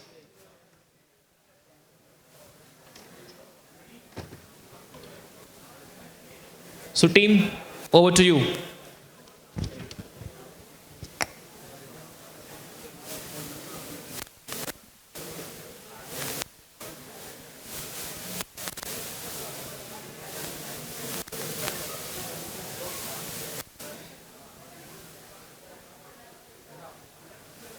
में आपकी सोच हमेशा के लिए बदल देगी।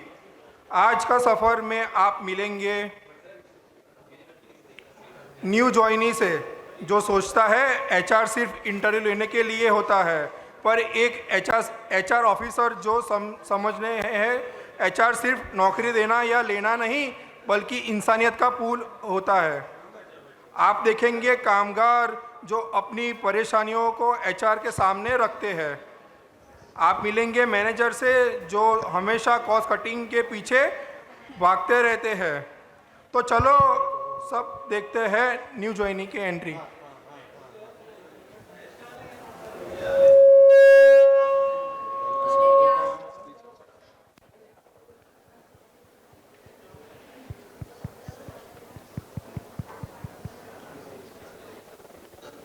अरे यार, आज मेरा प्लेसमेंट है। स्पीक। अरे यार, आज मेरा प्लेसमेंट है।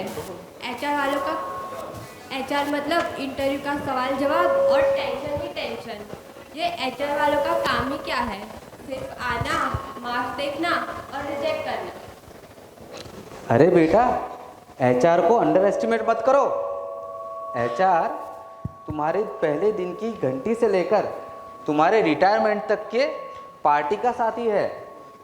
एचआर टीचर बन के गाइड करता है, तो डॉक्टर बन के दवा देता है, और दोस्त बन के दुख दर्द भी बांटता है।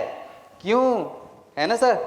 हिरन सर, सही है ना? पर सर, कॉलेज में तो हमें एचआर का मतलब सिर्फ इंटरव्यू और प्लेसमेंट ही सिखाया जाता है। अरे यही तो गलतफहमी मैं आज दूर करने वाला हूँ। आओ, तुम्हें मैं फैक्ट्री फ्लोर पर ले जाता हूँ, फिर देखो एचआर का असली रंग, कभी खुशी तो कभी गम। चलो।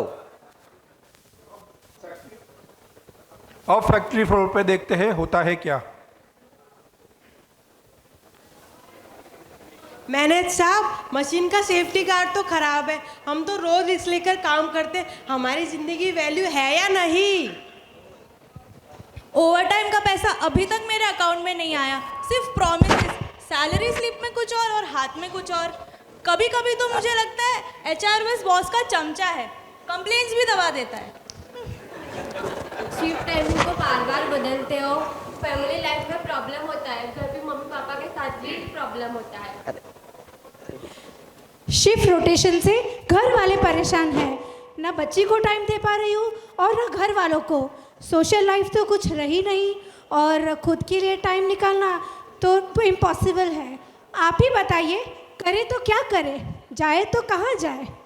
अरे रुको भाई, रुको रुको, अरे रुको भाई, इसलिए यहाँ आया हूँ। आपका सेफ्टी का जो कंप्लेंट है वो मैं नोट कर दूंगा, और ओवरटाइम रिकॉर्ड चेक कर दूंगा। और हाँ वो इशू स्विफ्ट इशू वो भी मैं मैनेजर से डिस्कस कर लूँगा। आखिर एचआर का काम ही है तुम्हें सुनना और इंसाफ दिलाना, है ना, है कि नहीं? Efficiency 47%. Emotional factor not detected. Termination recommended. Processing request. ये मैं क्या सुन रही हूँ? अरे रुको रुको, देखो मुझे प्रॉफिट चाहिए, कॉस्ट कट करना है। तुम लोग मेरे पास आए हो अपनी परेशानी कंप्लेंट लेके। मैं यहाँ पे एनजीओ बोल के नहीं बैठा हूँ, ठीक है? तुम लोगों का जो भी है वो एचआर डिपार्टमेंट हैंडल करेगा। आप सबको मेरे पास ये परेशानी लेके नहीं आना है।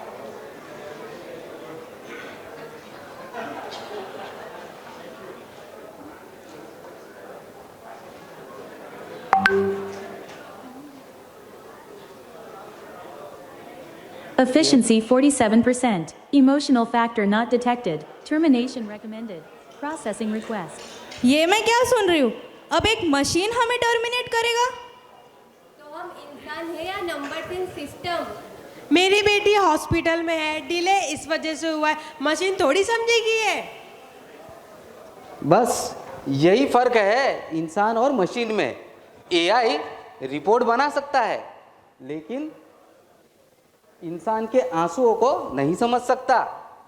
एचआर का काम है एम्पैथी, दिल से डिसाइड करना, दिल से चॉइस करना, दिल से जुड़ना।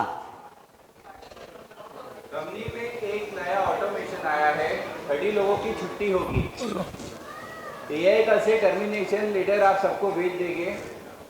बिजनेस के लिए थोड़ा टफ डिसीजन है।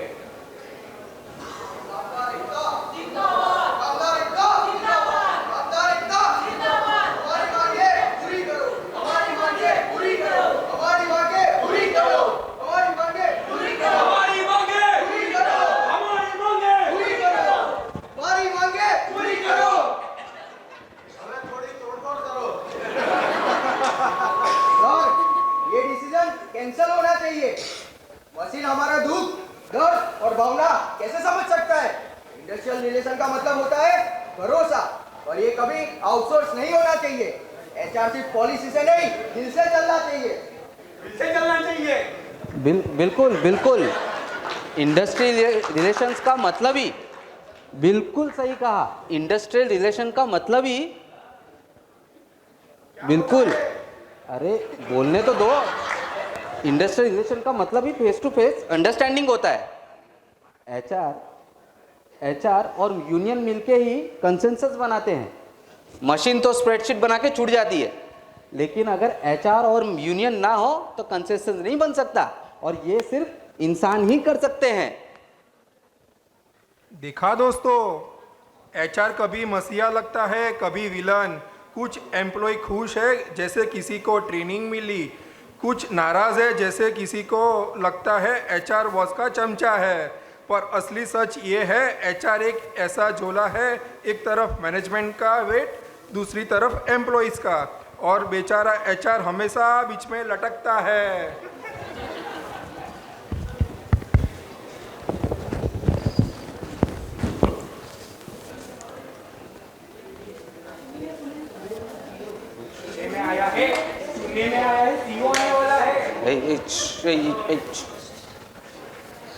बाबूलाल जी कैसे हो आप? बढ़िया, हार वार पहना है, नेता लग रहे हो एकदम।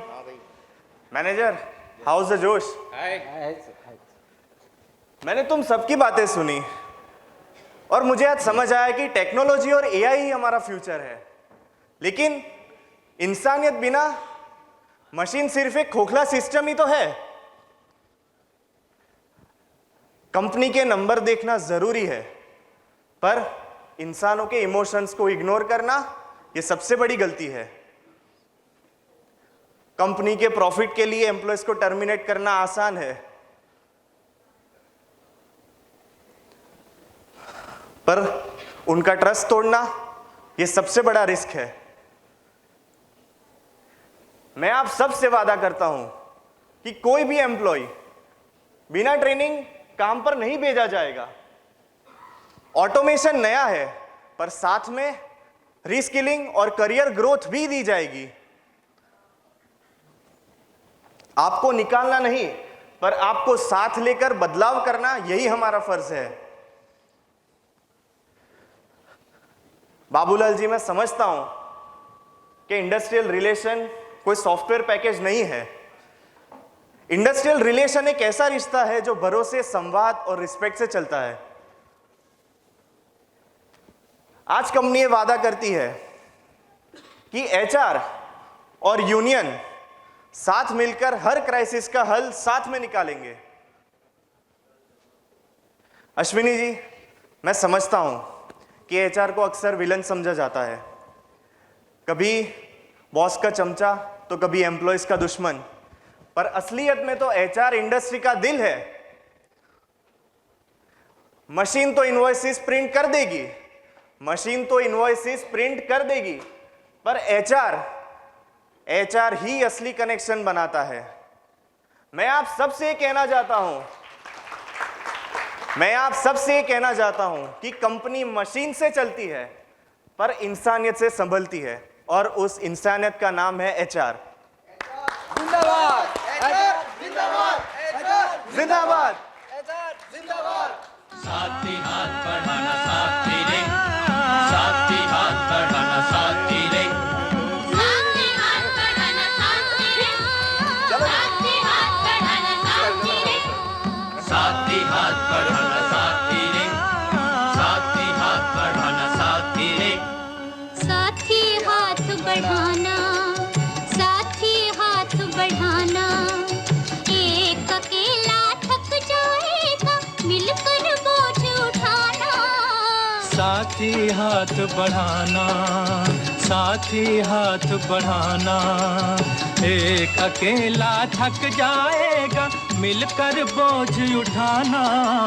साथ ही हाथ बढ़ाना, साथ ही हाथ बढ़ाना, साथ ही रे, साथ ही हाथ बढ़ाना, साथ ही रे, साथ ही हाथ बढ़ाना, साथ ही रे।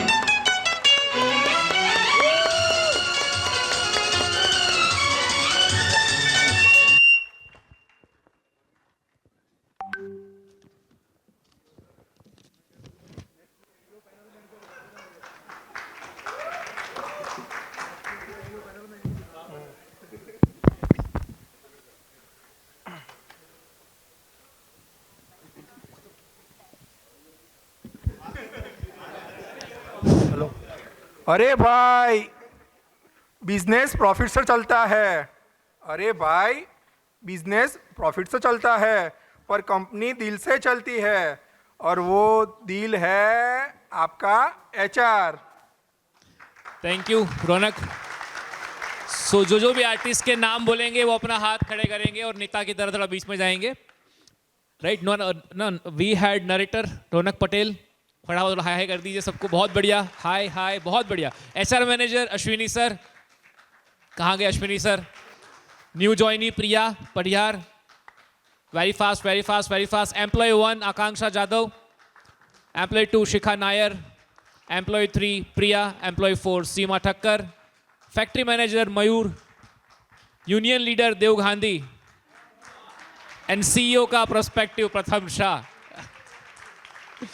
Thank you so much guys for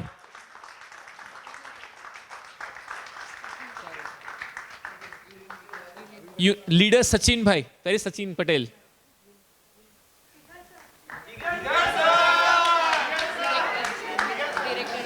And director Jigar Shah.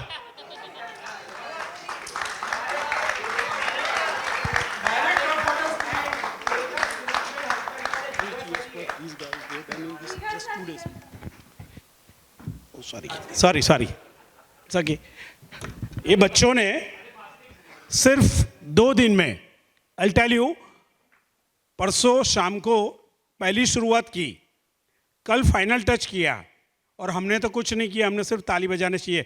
3 cheers for this guy. Hip hip hooray, hip hip hooray, hip hip hooray. Thank you all. Over to you बॉइन भाई। Photo yes.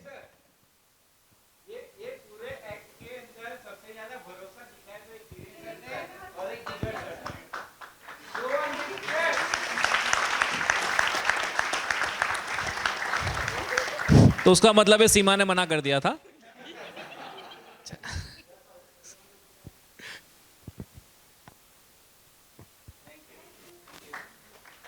सुसीमा, आपने मना किया था तो आपको नहीं बुलाया गया, बट ठीक है, फेलिसिटेशन तो आप ही को करवाना है. So over to you.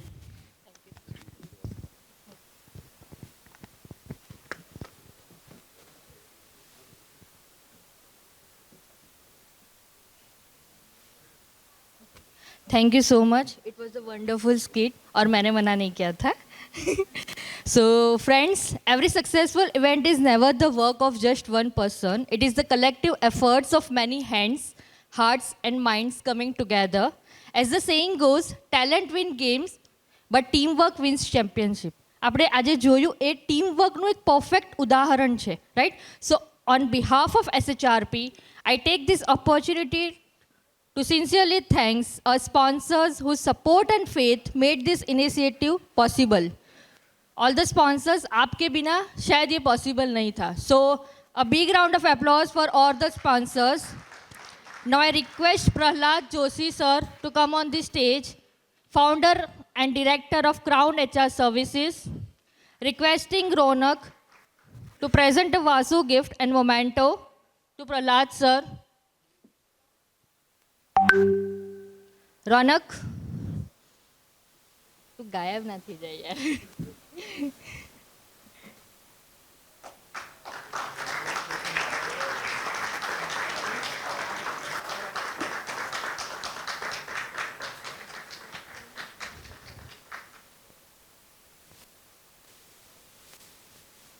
Thank you so much, Prahlad sir. Now requesting Neha Parekh to present a memento to PowerTech Energy Solution. One HR from PowerTech Energy Solutions is presenting to another. He is also from PowerTech Energy Solutions. Okay, sorry. Director of PowerTech Energy Solutions. They both are from PowerTech Energy Solutions.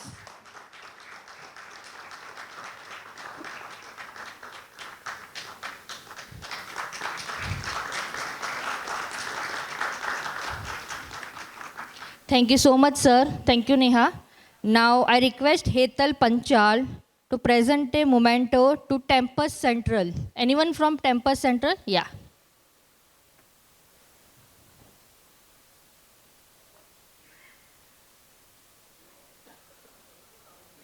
Please, sir.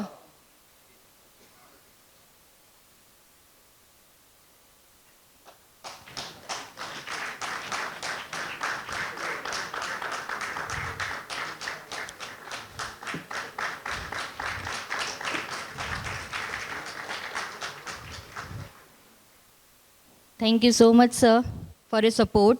Now, I request all the pillars to present a memento to our favorite Bhavin Shah, sir, for I Am Possible Training Solutions. All the pillars. Hiren, sir, please.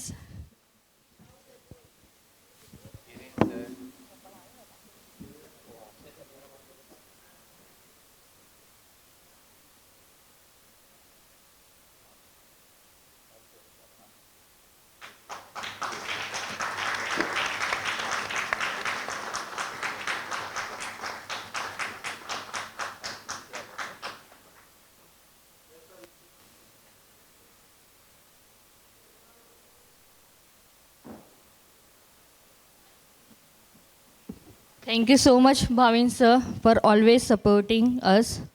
So, equally important are our volunteers, the real backbone of this wonderful evening.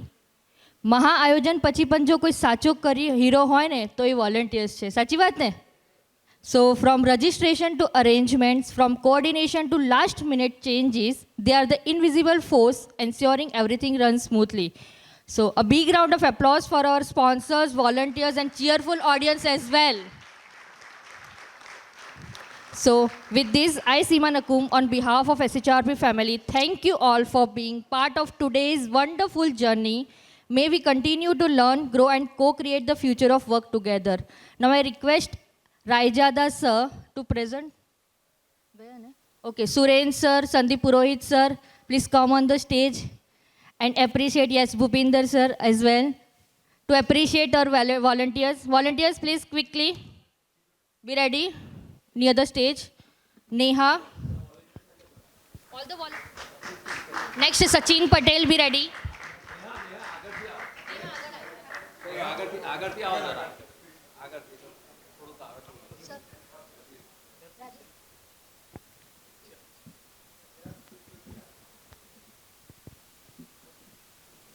Ajay sir, please join us on the stage.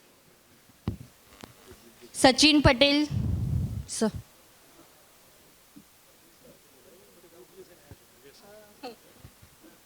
Ajay sir બહુ દિવસ આયા છે SHRPમાં તો એમને ના છોડાય. Next Rishabh Vyas is there. Okay. Sagar Panchal, last minute hero of our SHRP. A round of applause for Sagar Panchal. He really managed so well.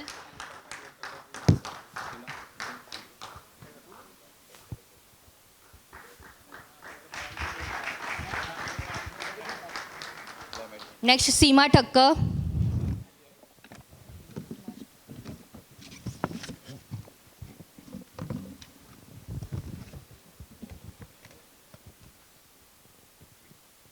Next, Vedant Makwana.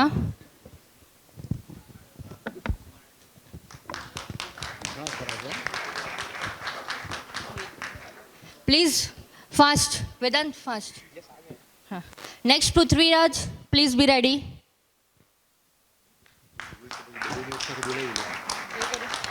Okay. Prithviraj, Dev Gandhi, Pratham Shah, Ashwini પેન્ડમ,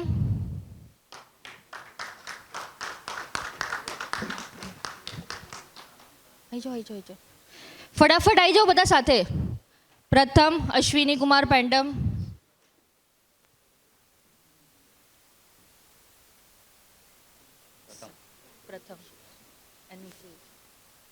next Shikha Nair, Archana Mishra, Hetal Gandhi, Megha Dod, please be ready.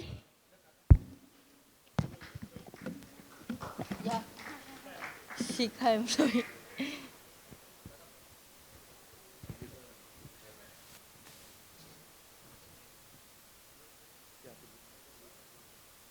શિખા, અર્ચના, હેતલ ગાંધી, મેઘા દોડ, આવી જાઓ બધા સાથે. Next Hetal Panchal, Priya Padhiyar,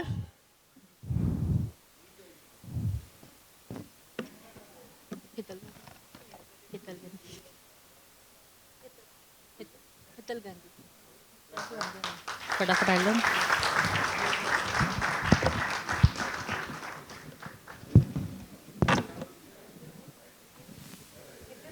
अर्चना खड़ी हो जा.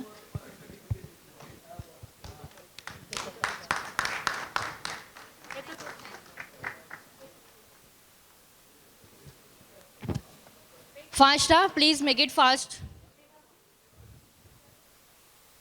प्रिया Priya Priya Priya Priya. Akanksha, please ready. Yashvi, Raunak, Mayur भाई,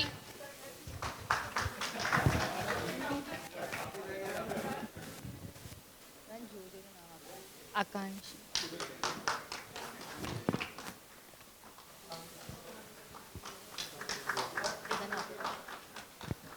fast. हाँ, यशवी, આકાંક્ષા છે ને. યશવી બાજુમાં જ ઊભી રહી જાય.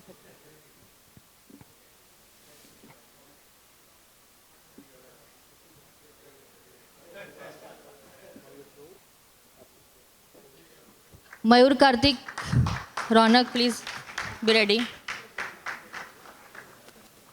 થોડાક આગળ આવો please. Ronak, please come in front. Mayur bhai, please be ready. Karthik.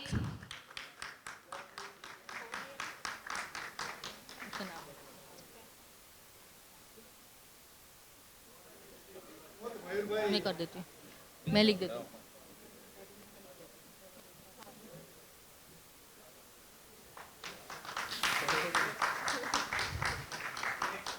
Karthik.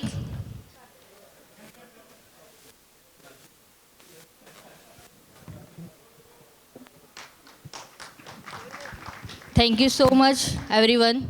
Last बस मैं बची.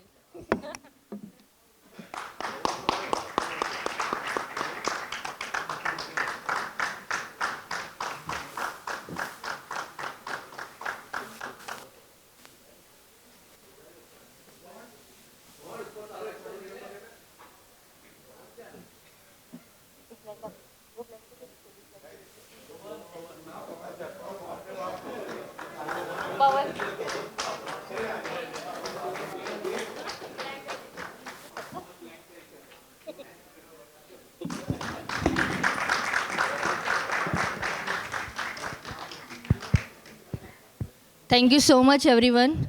Now you can proceed for the delicious dinner. Thank you so much.